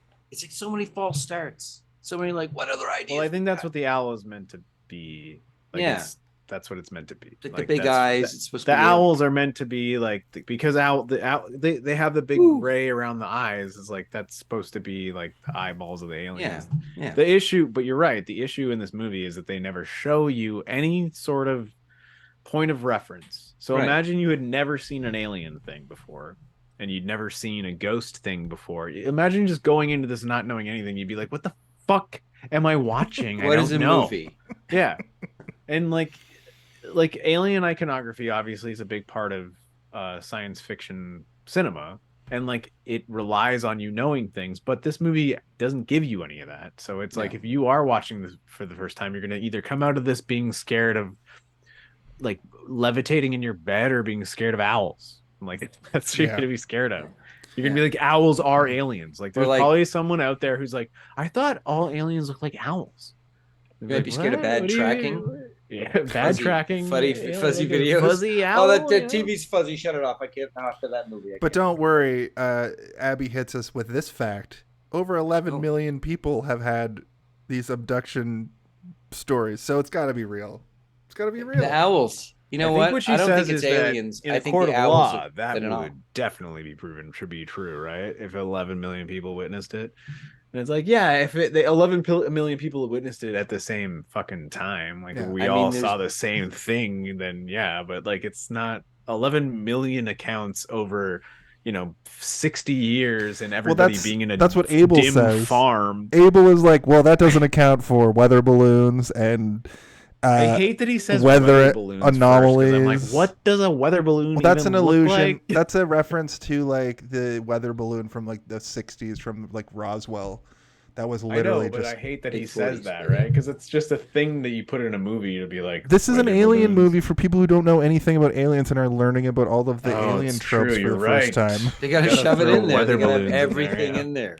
Everything forgot. they can. Ancient Samaria weather balloons. What?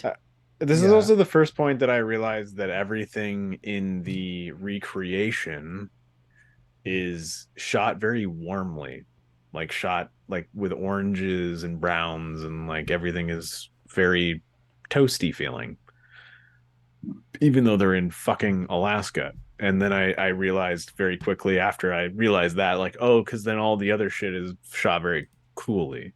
So they're doing that to give you a good visual representation of the two things flipping back and forth. But that also works against the Hollywoodized version of the movie that we're seeing half of, because they never film any of that coolly, and so therefore none of it is ever really that scary. Like, it's always just kind of like, it feels very homely, and in this horrifying moment of a woman screaming about her child. Yeah, and it's the same room. They just moved the couch. Oh God, yeah. The office, if you look in the background, it's the same rock stone walls. walls. Yeah, if you're like, oh, the couch against the wall for the one reenactment, and then they pulled the couch in the middle of the room for the real, or for the movie version, right? For the actors. Like, they just filmed this whole fucking movie in one room. Jason, you're right, man. I thought that I was going to be able to try and like defend this movie a little bit against you guys tearing it apart, but I feel like I've been just tearing into it like a rabid hyena. Which is weird because fair though. We've been fair. We've been fair, but we have been fair. We've been fair enough. I usually like dumb movies like that don't deserve it. This isn't dumb. This is bad. This is bad. It's different. Yeah, that's true. But there were a lot of ideas, but yeah, no payoff. Steve will. Either one of us will be sort of the like. We play off each other well in that way, right? Where one person will like it and the other person won't, or vice versa. But this one I knew going into it, and Jared all week you've been like, "Did you watch it yet?" And tone of your written He's like words over the fence. Did you see it? Like, it's bad. I didn't say that. I didn't lean any way. I wasn't like, go check out the IMDb rate or the Rotten Tomatoes rating. So no, I just want to for once. I thought Noel was going to be commenting this whole time, and they were, and they're now in the chat saying the things that they wanted to say because for some reason they weren't coming through. Elf is based on Rolf the dog, the Muppet, and then also isn't all Sumerian ancient? Now that doesn't have a lot of context, but basically. So I guess if we say ancient, that's why we just say Sumerian. It's implied that it's ancient at that point. Yeah. Yeah. Just Sumerian. They kept saying it in the movie though, ancient Samaria. Ancient Sumerian. Well, no one speaks 4,000 years old. 4,000 years ago was ancient, bro. Just that's ancient history. Say what you mean. It's ancient history. So Teresa, the receptionist, comes in and asks about the tape Abby gave her. She seems to be freaked out. As you said. They listen to the tape from the other night when Abby was talking, when she's falling asleep, talking about like the different abductions or the potential abductions or whatever the fuck. And then she passes out, and then they hear drilling and screaming. That's just what is on the tape. And an unknown voice comes on. That's not a known voice. And Abby's like, "That's not me," which I thought was kind of stupid. And then I had a theory corner that I was going to say, if this movie never had a name drop, I was just going to make a joke that, like, I theorized they're playing the sound of the alien talking, and he's going, "It's the fourth kind." And that's the name drop. Jared, you'll find out later that we do have a segment called The Name Drop, where I just tell the time when they say the name of the movie, but they don't always say the name of the movie. If they do that, yeah. So if they do that, sometimes I have to improvise a little bit. We don't. We're rapidly barreling towards the title drop for this movie. Abby finds a thing on her shoulder, and we get flashes of what could have happened, that little mark that she has on her shoulder. And she scratches on the floor, or the scratches on the floor she sees the scratches on the floor and then gets a flash of like her being, I guess, pulled across the floor and scratching it, which is like really the nails stupid. Going. It's so. You know what did that really well? Spider-Man 2. Yeah, exactly, because it's a comic book movie. Like, yeah, the nails. It's a comic book movie. This is supposed well, that's also to be directed by grounded Sam Raimi. and Sam Raimi. People I know. into shadows. And wax floors. That one scene in Spider-Man 2 was scarier than this entire movie, and that's a cap. When it's also one of the Dr. best Octopus Evil Dead is fucking coming back to life. Yeah, it's also one of the best Evil Dead scenes that have ever been directed. Is Dr. Octopus coming back to life in the second Spider-Man movie when they're like, everybody picks up a chainsaw and is like, they're getting tossed around the room. Yeah, it's great. Got him by the neck. Yeah.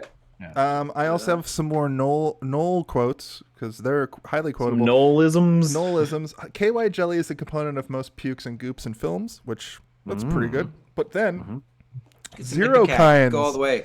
Zero kinds. Yeah, exactly. Method actors will use Epicac. Zero kinds was already too many.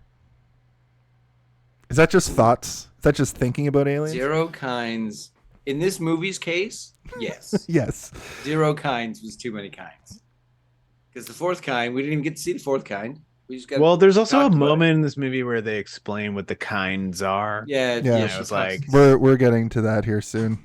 Yeah. The first kind, they look at you. This movie should have been called Second kind. The Implication. They look at you a little bit closer and bring you flowers. And they give you some flowers. So this is. Let me just get through a bunch because it's fucking 10 o'clock. Yeah. The book she finds the book with the number of the X-Files dude who's like into Sumerianism. Osunsanmi. She calls. She asks about her husband. He works at a Canadian university now. But he's also uncredited and he has an alias, so he's probably right. His alias, who he really is, works at a Canadian university. So as she's talking to him, it seems that she's leafing through a book of ancient aliens. She hangs up when he hears her name. But then he reveals it was he hears Will. Up when he asks, she hangs up when he asks what her name is. Right. But then she just calls back immediately, and she's like, he calls back. He calls back. She hangs up. He calls back. Sorry. Yes. He reveals that it's a man named John that he was talking to, and he was calling about ancient languages. That's who Will/John was. And then this is when I realized that they were trying to do the same kind of thing as Signs. So I wrote down, like Signs, they have the religious undertones about the aliens and where they came from. Osunsanmi heads there to Nome, Alaska. Wow, it took you longer to explain that scene than the actual scene is. The scene is like fucking a minute and a half, and I know. I'm just going through my notes to get through some. I thought this was to make it faster to go through. You know, honestly, his rereading of this is more interesting than the fucking movie. So yeah, the movie does sound better. Jason. It sounds way better with what he's saying. I'm like, the guy shows up. He shows up. Nolan said another thing.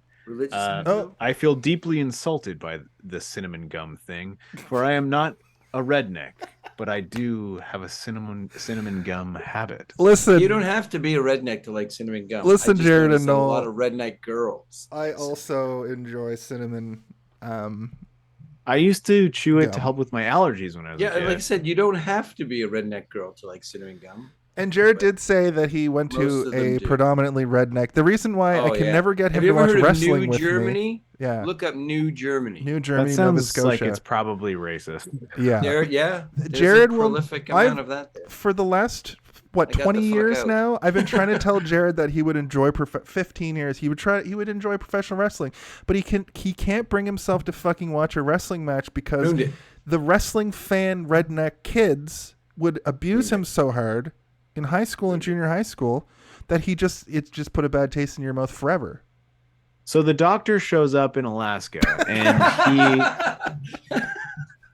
I meant abuse like expert. Bullying, not like anyway, I like to skateboard and wear my hat backwards, and they wore work boots. So he's a language expert, and he sits down with them all, and he sits down with Casey Jones and Resident Evil, and he himself is from a movie that I can't give you an example of. I'm sure he's in some sort of He's in a lot of superior- movies. Yeah. Yeah. And he says, like, did you know that this language that you were speaking has never been spoken ever? And I figured it out somehow. And we're like, wait, what? How does he know what it sounds like? Even back when it was invented. Yeah, it's just a bunch Nobody of spoke it. lines that are They just- like arrows overlapping, and you're like, how does he know what it sounds like? But also Abel is like, you think you've been removed from a room by an alien race? He's a classic horror skeptic until And then the other Even when guy's he like, sees it, and then remember, he he's pulls like, out I he can't pulls admit out that. I the can't craziest admit that. part. Yeah, the craziest part about it is that he pulls out a cricket bat, and then the other guy goes, Is it cricket, Spinal Tap? want to get some crumpet? And they fight, and then he hits the doctor into a garbage can upside down. You remember that part? No. No. We got Am I thinking of the wrong movie? I think he might be. It's a great scene. Shit. He pulls out. Was a that the scene golf where club? he was that the scene where he pulls up in the car and he gets out and he goes, "Hey, you son of a," and he grabs the guy and he throws him over the metal rail. I and remember, like, throws just a before garbage that, can on him. somebody goes up to Milla Jovovich and bites says, his I'm fist. sorry, Miss O'Neill. Your mouth brings you trouble. and then he says, "Whoa!" And then they fight in a park. This is Yeah, a and he's different- like, Yeah, "If you and touch my then- fucking sister again, I'll kill you." And then right? Milla Jovovich is like, damn! yeah. But And like then it's like a she zoomed goes back to the shot. roof and she's like, "Where's Splinter?" Totally And what they happened. say, "On the roof." And they're like, "What is he doing up there?" And he says, "Coming." And then it's a giant rat. and she's like, "I'm already on the roof." Yeah, and then This is the a different giant rat movie. kicks the man with the hat with this pointy hat into a The dump man truck in the yellow hat. for the second then time and says, "I Curious made another George shows funny."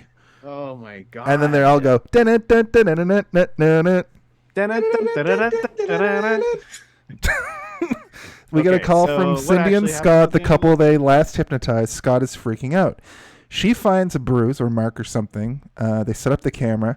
Abby wants to put him under a very light hypnosis this time, which I was like, Just a light little hypnosis. Just a little yeah. hypnosis.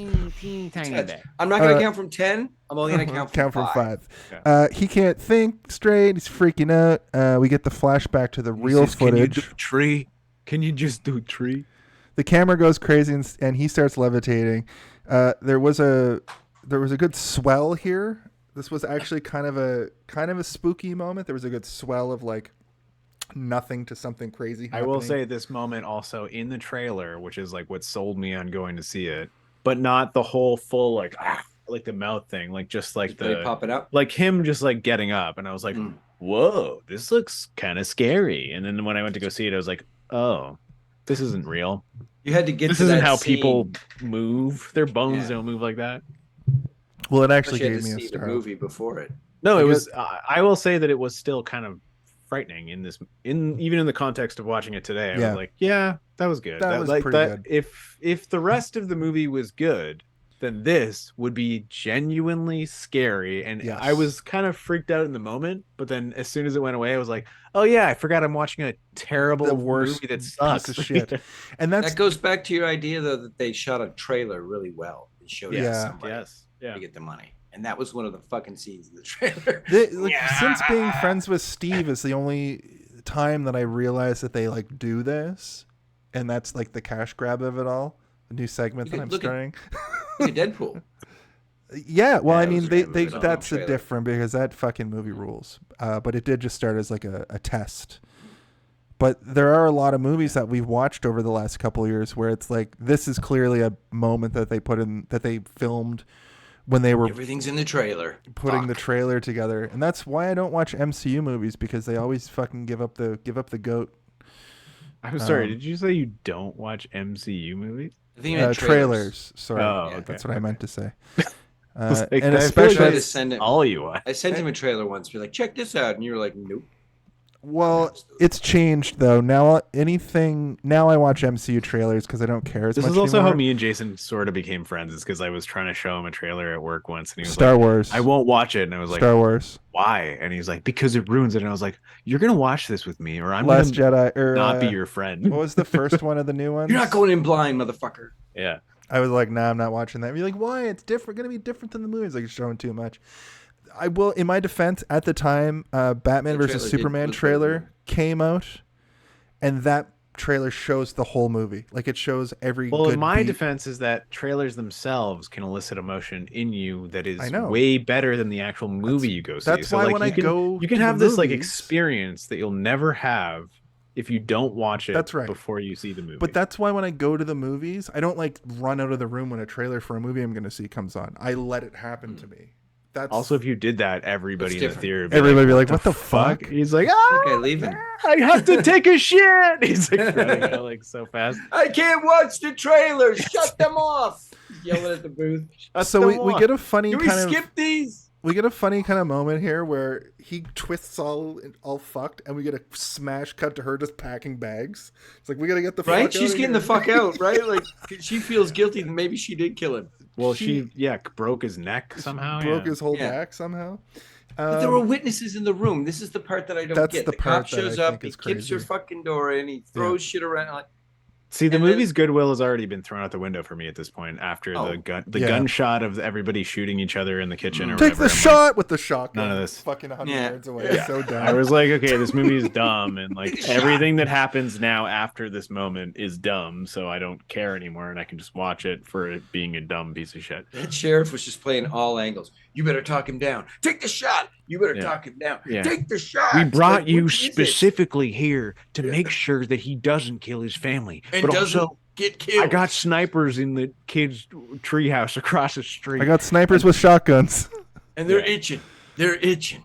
They're Take the itching. shot. to kill a bunch of squirrels. So Abel, the sheriff shows up yelling about the guy having a severed spine, and it's What unexplained. did you do to him? And nobody Abel- in this town had a severed spine until you showed up Your hypnosis. with your hypnosis and your strange He's tales. like, "You're under arrest," and she's like, "I didn't do of anything." sky folk. It's like, clearly you did. A man has a severed spine, and another family murder sued.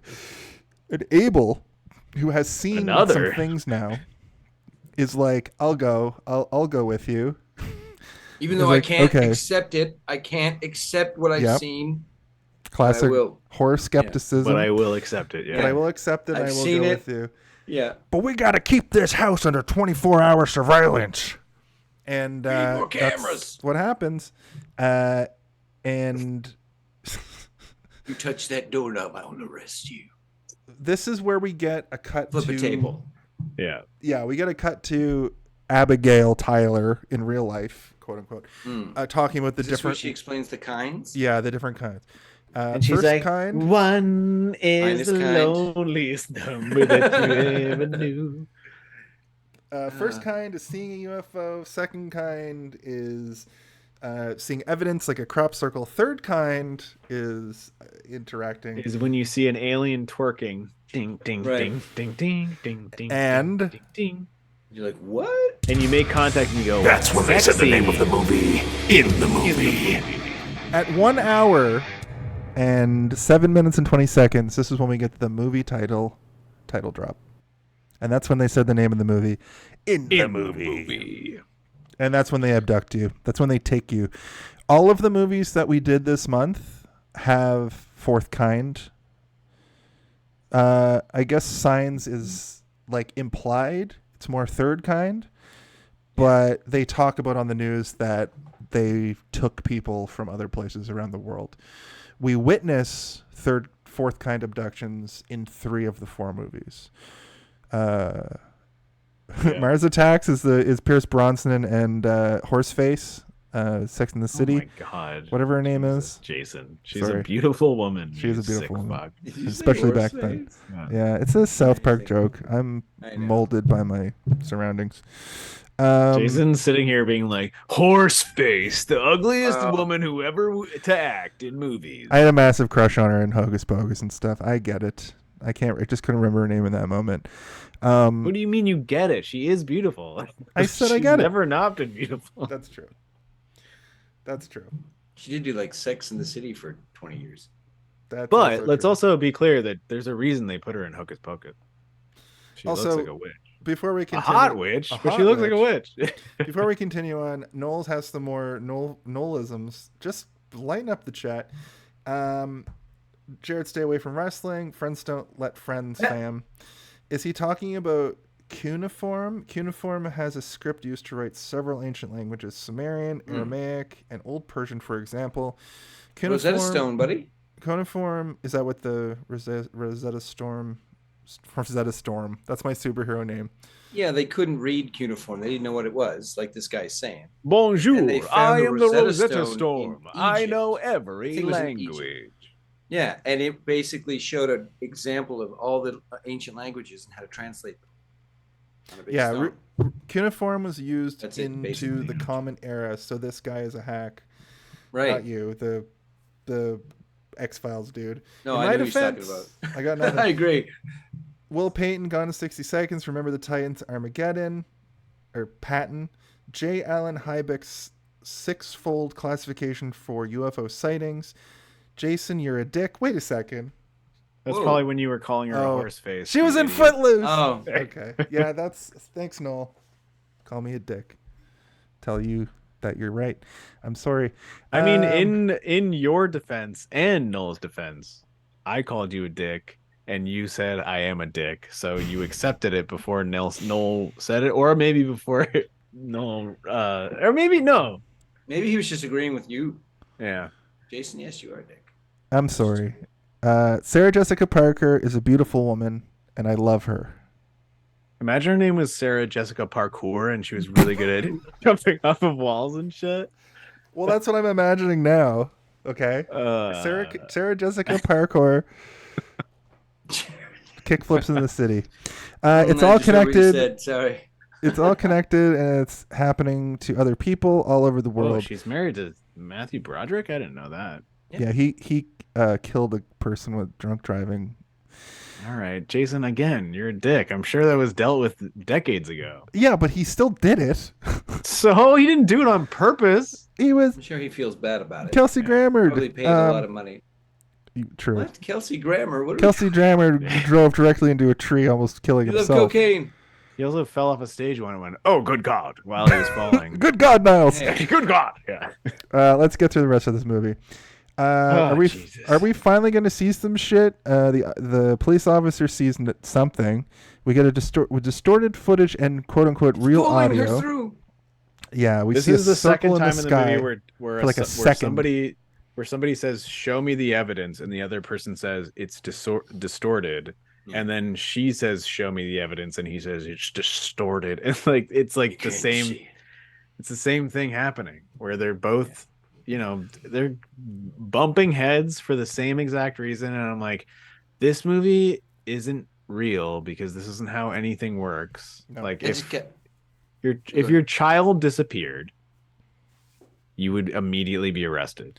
Like if you were like, she got sucked through the ceiling, you'd be like, yeah, take her the fuck in, guys. Like, get her out of here. It's like, I don't give a shit that my guy was outside. Yeah. She's saying, and then her son is even like, yeah, I don't know, I didn't see it. Take me away. Take me away. Yeah.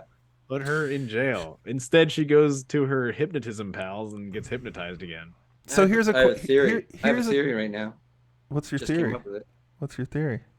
I have a theory that the aliens set up the suicide. They did it. They suicided husband to confuse everyone.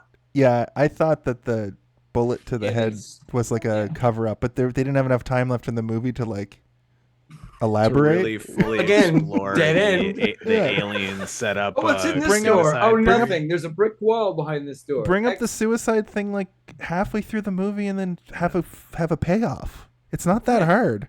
Yeah. Only Anyway. about 1 to 2 hours outside of Anchorage, Alaska. We got 99 minutes. We have to make everybody as confused as possible. Some people believe that the aliens themselves set up the suicide theory, but no one could be sure. Noel says not to be a dick, Next week. but the Rosetta Stone was Egyptian hieroglyphs, not cuneiform. So you guys can fight in the later times. I'm gonna have to look that up. We'll have you both. I was He's just saying clearly that it would be looking it funny up because for- his face just illuminated with the the fucking. I thought it would Google be funny Chrome. for a character of like a superhero to be called the Rosetta Stone, and they just were able to translate any language that came to them from Pretty like good. only like a couple of different digits or something. But Sometimes they can't control I also it, still they think just that would be a speak good multiple character. Like languages. imagine like a rock comes down from space and it's like this weird character, and they just have to like run their hands off it, and they're like, "This is a language, a space language." A space language. that It we're says not it's from the familiar with. Alpha Centauri. Alpha Centauri. The aliens Origin. are coming. We're fucked. Also, there's That's like what it says. I'm 100 leaving. million stars in that system. So we Let get me a just narrow By it getting down specific. for a moment. Yeah. we get a super high stress moment here. I love chaos in movies. I love a good chaotic, where the sheriff just like bursts in and she's crying and screaming, and the kid's like the little girl's this he part keeps made me yelling hate like, everyone "Where in is the she? movie. Where's the He daughter?" smashes the chair into the And fucking... as he's like interrogating her, which is like, you don't just start interrogating somebody in a No situation goodwill like left. this. Yeah, you have no goodwill left. What did you do with her? Like, there's. So I was going to ask you guys a question that I had is like, assume this is all real, just for the sake of speculation. It is real, Jason. What do you mean? Where did the little girl go? And here's what I kept thinking. She's not real to begin with. That night, this She's crazy the alien's kid. He took does her like kid back. a jump and A Ramsey situation where they just fucking and then throw her in like the basement. But these completely inept like police don't even think to check the basement. They don't even search the house. They don't even search the house because we don't see them do that. And also, But I think they did say, "Is there a basement here?" And she said, "What?" And they're like, "Let's get out of here." They just Arrested. threw Take out the window boy and go. And no Is your one's safe. basement smash? There's just a dead body in a bush of a little girl outside this house. They just didn't even think to check the bushes. Anyway, that's fucking so morbid. My point is, No, because the cops Jason, saw we her get all pulled knew through the that roof. though. Like no one, we all were like, "What the fuck is wrong?" Like this is the point of the movie where we're all like off the ship, right? We're like I hope sailing so. on another boat, watching the movie just like go towards like an iceberg, but then a bunch of Vikings show up next to us and start shooting flaming arrows at the boat, and we're like, "Oh yeah, let's just watch this thing burn." this is also the I point mean, of the movie. movie where- sucks. It's ass. for you to decide, man. Yeah. It's for you to decide. But it's also the part of the movie where I was like, this is so fucking dumb and unreal and probably unreliable witness. And it's Abby is an insane person recounting a story that doesn't make any sense, because the fact that a police officer literally saw a fucking UFO and then That's why it's just stupid. doesn't tell the sheriff. They have video evidence of at least a second of it, but because it's a little bit blurry, that's the sheriff is like, "No, none of this is real. Where's the daughter?" Ah! No, I know you boys Losing like his playing frisbee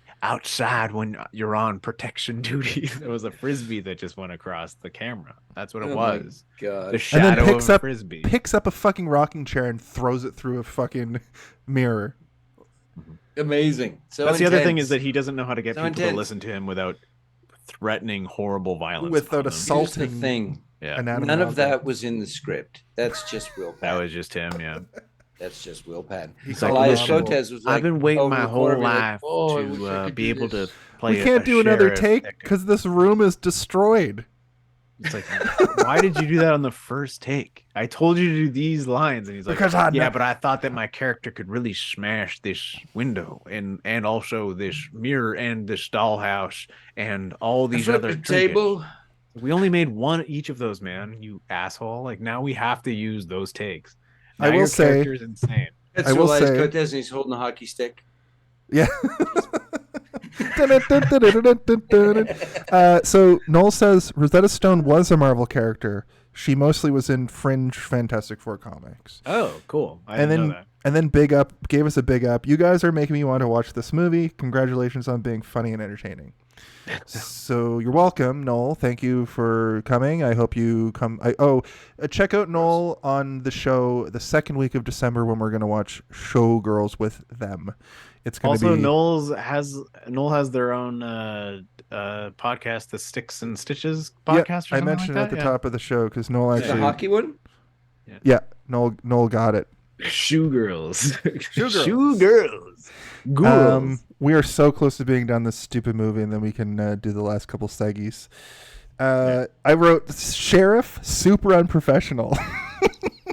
Yeah, I mean that's what we just talked about. Worst sheriff. Worst sheriff ever. That's part of the movie. But we're He even like looks at the ceiling. He's like, "So they just took your daughter through the ceiling, or?" And then she's like, "Yes, through the ceiling." And he's like, "Well, fuck. We're supposed to believe this." Actually, Knowles just said ACAB, which I agree with anyway. But this is true. This is true to form for a shitty police officer, just going above the law. I used to be a good cop. But we also don't know yet that she's also insane, which is unfortunate by the end where you're like, oh, so he was right the whole time. He was done with her and he just fucking lost his mind because he didn't. He have was any just probable being cause. kind. So that is the only emotional change we see from the sheriff, though. But it's also the dumbest change. They also exactly. tease twice in this movie of him finally believing her. Like, totally calm. They tease it here that he's finally gonna believe her, and then he's like, they're gonna kill him. Actually, I hate to do this to you, but you're going to jail forever. And then later, he's like, I hate to do this to you, but your husband didn't get murdered. He got suicide. There's no more goodwill. You're going to jail. And then it's like, this is your husband's head with a hole in it, and this is the pistol. Well, there was a moment that I thought it was gonna be revealed that the sheriff was like gonna come around, because as he's like, you have, your deputy just said that he saw some stuff, you've got footage, and he's like kind of like looking back and forth like, what do I do? Like, I'm losing it. But then he just chooses to fucking, kind of like Abel does, he just chooses to be like, I'm not that's not real. This. Yeah, that's not real. You're crazy and you're going to jail. You can't even admit your husband to kill. Like, even if they'd have revealed that differently without the fucking props of the picture and the gun and shit, if he'd just told her, and then the other doctor would have backed it up, like, no, it's true. It's true. Yeah. He killed himself. Like, that would have been a much more impactful scene as opposed to, like, this is your husband's head with a big hole in it. And the gun that did it. That did it. Yeah. We found your husband. Story together. Do you know what happened here? The murderer. Do you get it? The gun didn't do it by itself? No. So I'm gonna take us home real quick here. They take the son. The son's like, just let me go. What he's like, no. She's like, no. Like, it's fine. We'll figure this out. He goes, well, also just like let me go. It's showing like 10 years later they became the prime minister of the universe. Yellowknife. But they're still estranged from their mother. Yeah. It's like, he never talked to his mom again. Never. Yeah. Okay. Talks to the aliens now. Yeah. So then it cuts. Side. Then it does that thing that actually I think Fire in the Sky did as well, but better. We cut to like that beginning bit where she's being hypnotized. Then she has like the thing happen to her where her jaw goes all wide and she starts recounting everything. And we she actually gets paralyzed. She gets paralyzed, I guess. Yeah. But this is when we actually see the closest to any alien stuff, because we see like the shadows of the aliens coming in. There's like so many. There's like 5 of them, and then we get the shots of like her on a ship. This movie feels like a really shitty remake of Fire in the Sky. Like, that's all I could think of. Am I right that they all get abducted in that scene, though? And they all have blackouts? Like, in that scene when she's doing the whole, like, and she's speaking in the alien language. Yeah. And the alien's saying, I'm God, I made your daughter, she's my daughter, fuck off and look at her back. And then, when she's explaining that to the guy after, she says, we were all abducted, and none of us can remember. It's like every single human being, yeah. Like in that room. No, everyone in that room that night. Right.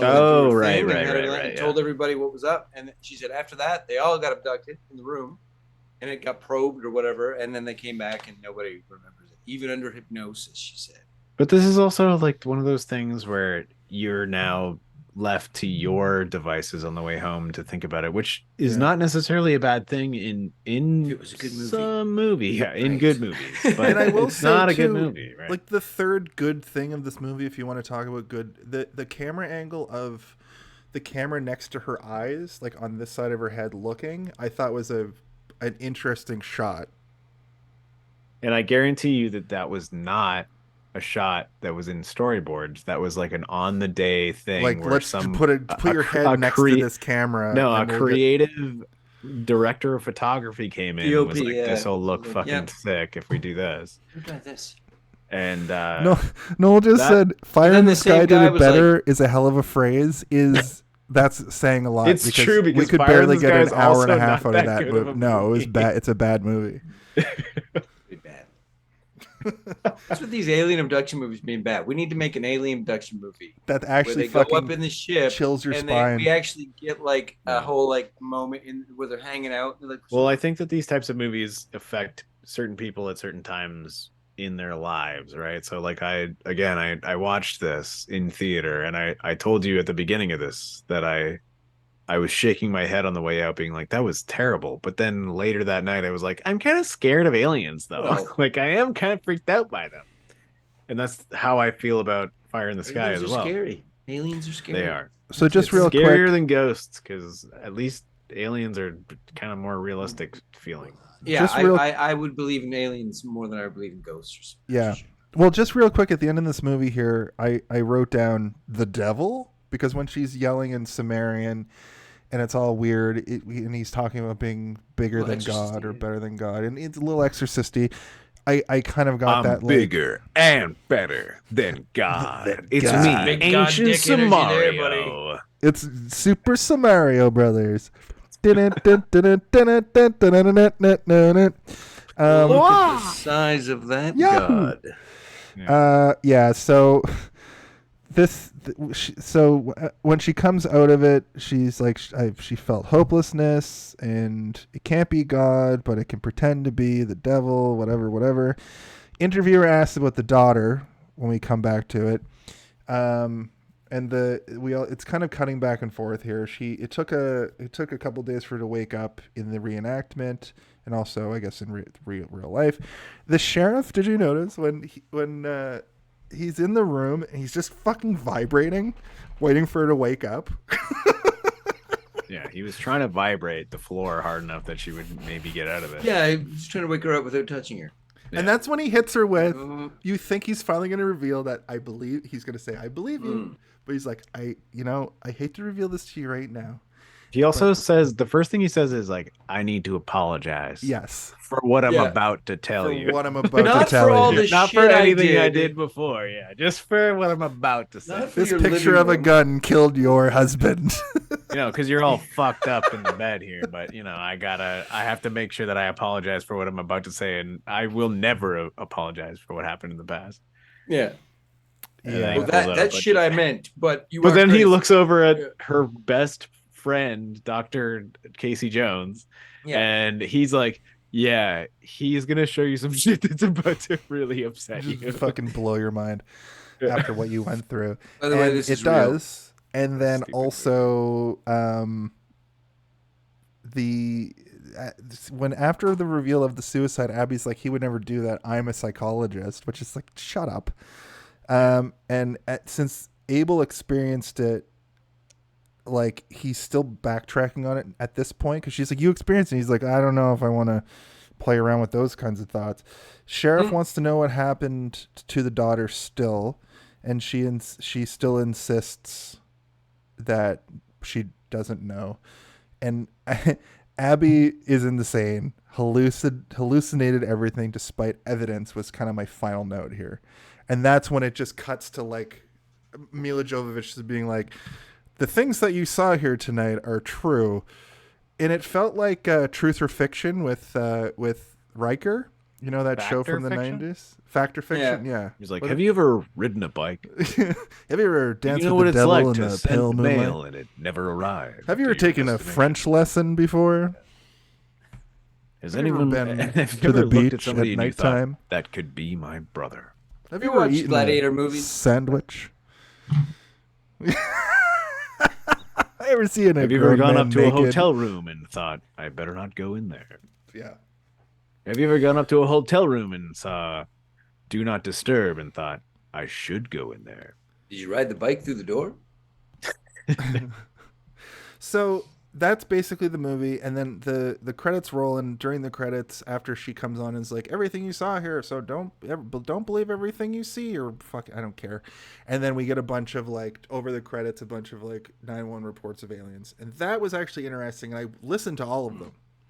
But Because before those reports, we got the fucking book. Oh, of yeah, the the- history of everyone. yeah. Like we got like the old restaurant closed in town, but a new cafe opened up to replace it.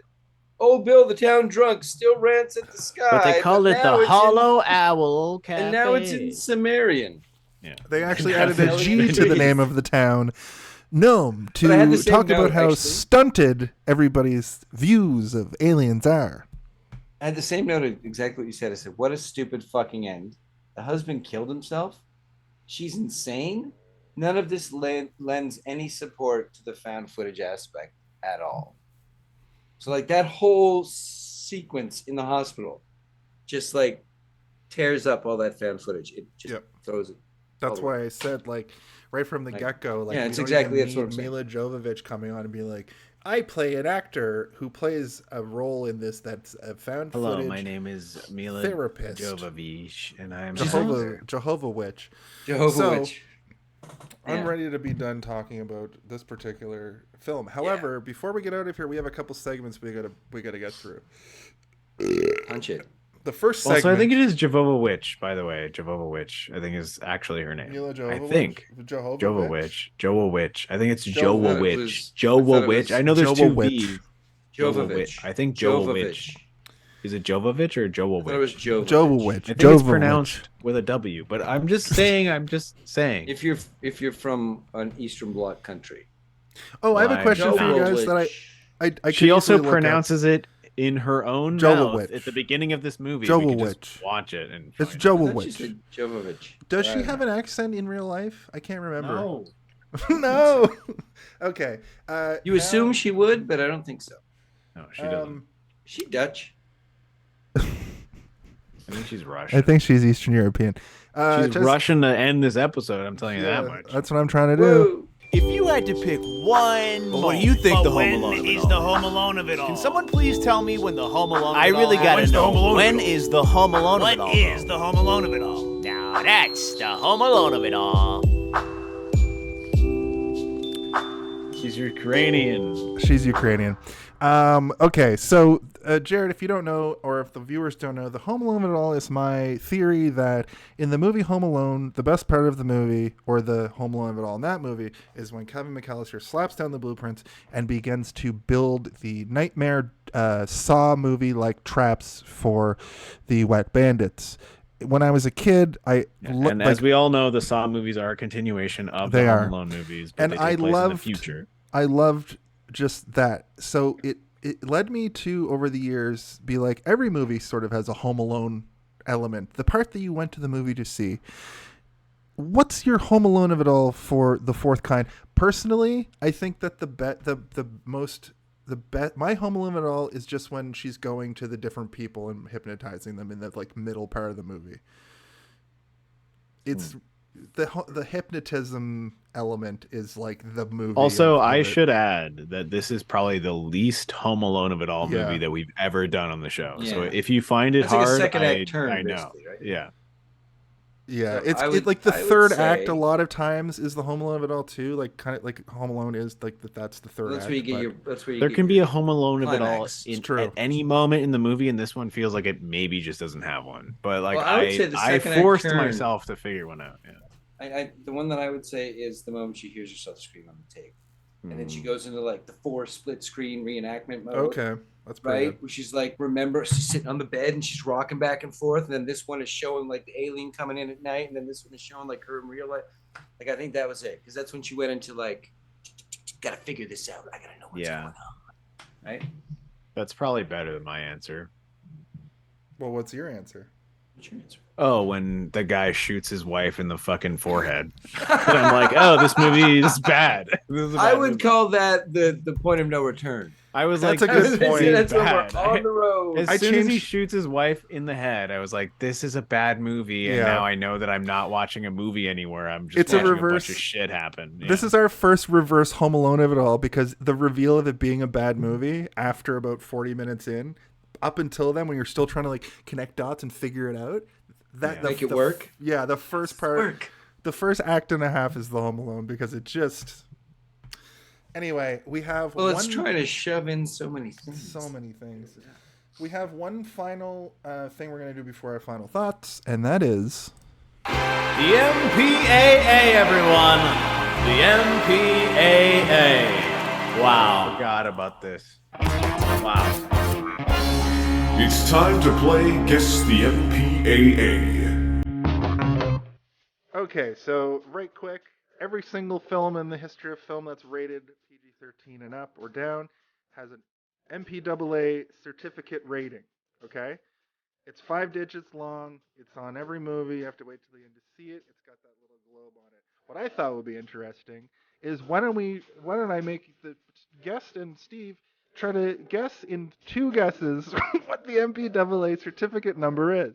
What we have figured out over the last couple weeks is I'm going to give you the first 2 numbers. Yeah. Okay, because it's anyway. The first 2 numbers this week are 44. I'm going to tell you higher or lower. You have 2 guesses. Jared, you're first. 4, and then 3 digits. 396. Higher. Steve? 396. Okay. 888. Lower. Jared. 669. Steve, higher. His eyebrows shot up. We're in the ballpark. 7 1 7. Wait, hold on. You said 669? Yeah. Yeah. Sorry, did I say lower? It's lower. Yeah. My bad. It's lower. You said higher. It's lower. I meant to say lower. I got confused. Okay. 4 8 4. We're gonna do a bonus round because it's only been like a minute. Jared, one last guess. It's higher than what did you say? 468. It's higher than 468. 414. Okay, I'm gonna do like a Price is Right. I'm gonna go 667. Steve, final guess lower. Oh, jeez. 5 8 5.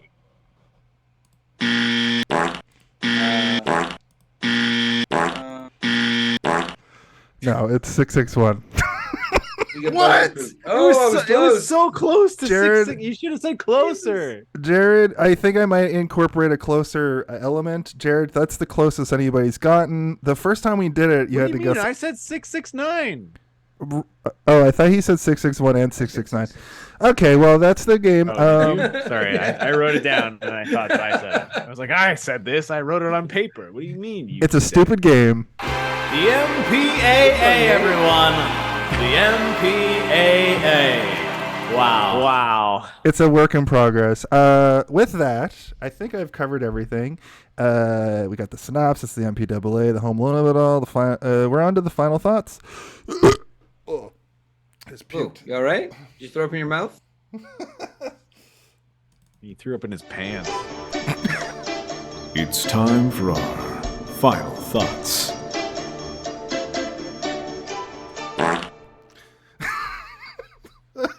Welcome to the final thoughts segment of the show. This is where we give our final thoughts on the movie and also a rating.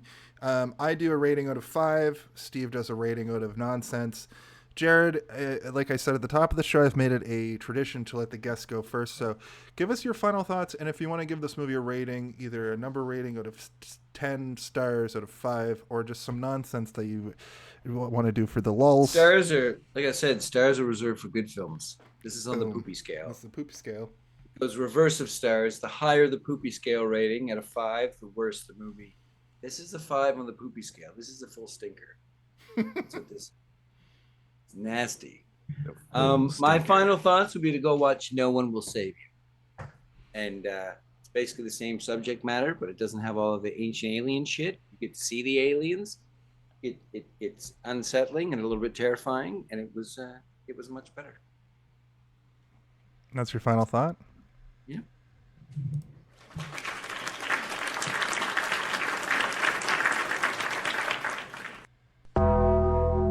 Steve, your final thoughts, please. This movie is bad. I remember liking it. once in theater, and then watching it again made me remember the time that I was walking out of the theater after I watched it once and didn't like it, and was looking around at my friends being like, this was all terrible. Like, this is a horrible movie, right? And I don't think that they agreed with me. And I was like, I'm pretty sure it's bad. But I wasn't just pretty sure. I was very, very sure. But I forgot about that until this week when I decided to watch it again for this show. And I don't know how they could make it better unless they really just sold into one or the other. I don't think that the two movies worked. I think it could work somewhere else, but it didn't work here. I don't really think I have anything all that positive to say about this movie, but I don't really have anything all that negative to say about it that we didn't already just fucking steamroll it with for the last fucking 2.5 hours. We kind of, I mean, I could try, but gee whiz, we kind of gave this movie the gears. I'm glad the director didn't get like blacklisted for all time, because he's still working, and he's working in our neighborhood. Like, you know, he's working on stuff that people still like. And I think that this was probably some sort of kind of like passionate project. I don't know if it was a passion project where he's like, I'm obsessed with this thing. I think it was more like he had a bit of passion with it, was like, oh fuck, what am I doing? I guess I'll be in it. And he was, and we were all confused by that part. But I don't know what to give it. I would give it maybe like a fifth or sixth kind, if those were worse than fourth and third kinds, I guess. I don't know. I'd say sixth kind. If there was a scale, and like once you get to 5, it's like the best, and then it starts to go down as you get to 10, maybe seventh kind. I don't know. Noel has a question. On the scale of, is it better than The Room? Is it better than The Room? No, I would rather watch The Room again. I'd rather watch The Room. Yeah, I hated The Room, but The Room is at least hilarious at points. But The Room is so funny to watch. It's good. That's It's one of this those is not. movies. This is like not ever unintentionally hilarious. No. This is one of those. If this had been directed by Tommy Wiseau, though, then I would understand. You know, Tommy Wiseau would have been in it. He would have been the sheriff, and he'd be like, I don't understand why. Where's your daughter? Flip a table. Oh, hi, Charlie. We're going to take you away from your mother now. All right, my final thought is the longest final thought I've ever written, so I'll have to I'm going to bring you guys over here. I'm going to have to read this whole shit. Everybody step back. I don't think I have anything good to say except Milla Jovovich was interesting as a non-sci-fi character. Ironically, she wasn't a good fit for this role because she's too attractive for it, and also isn't the best actor to at least detract from that. Yeah, I don't buy her performance. What do you mean? Yeah. What does that mean? I think the problem with this movie lies in the pacing and the lack of payoff. It was entertaining and has a couple spooky moments. I take back that it was entertaining, actually. But it didn't really move the needle for me. I found the side-by-side real and reenactment moments to feel a little hokey and had that early 2000s cheese feeling. There's a lot of that, like, you know, the way that things were in the early 2000s in this, like just trying stuff. They even do that shot where they're two people are talking and the camera like is circling around them that they used to do in fucking everything. When I was a kid, I had a group of friends that if anybody had a cheese feeling, we had to stop touching each other for a little bit. I get what they were going for, but it didn't really affect me. Maybe if I had watched it in 2009 at the age I was at the time, it would have gotten me. I was pretty open-minded to conspiracies then, but now it fell directly onto its nose. Oh. I actually think Fire in the Sky is a better version of this kind of story. I still can't really make heads or tails if this one is meant to be based on a true story. We kind of covered that. It's not. It's based on a true place that exists. The bits with the actors at the start and end give fact or fiction vibes with Riker, and it feels largely like a TV movie or a Sci-Fi Channel movie. The best part was the overacting of the sheriff in a so bad it's good kind of way. Like the reenactment was played that way in a weird meta. This is a TV show about the abduction. I touched on that a little bit at the start, and I felt like the director was almost making the reenactment feel like over the top to sort of offset the feeling of the found footage element of it. We kind of passed the point of discussion, so that's what it was. The director seems to be going for something different and wants that M. Night Shyamalan edge, but he just doesn't have the skill. 2.2 out of 5.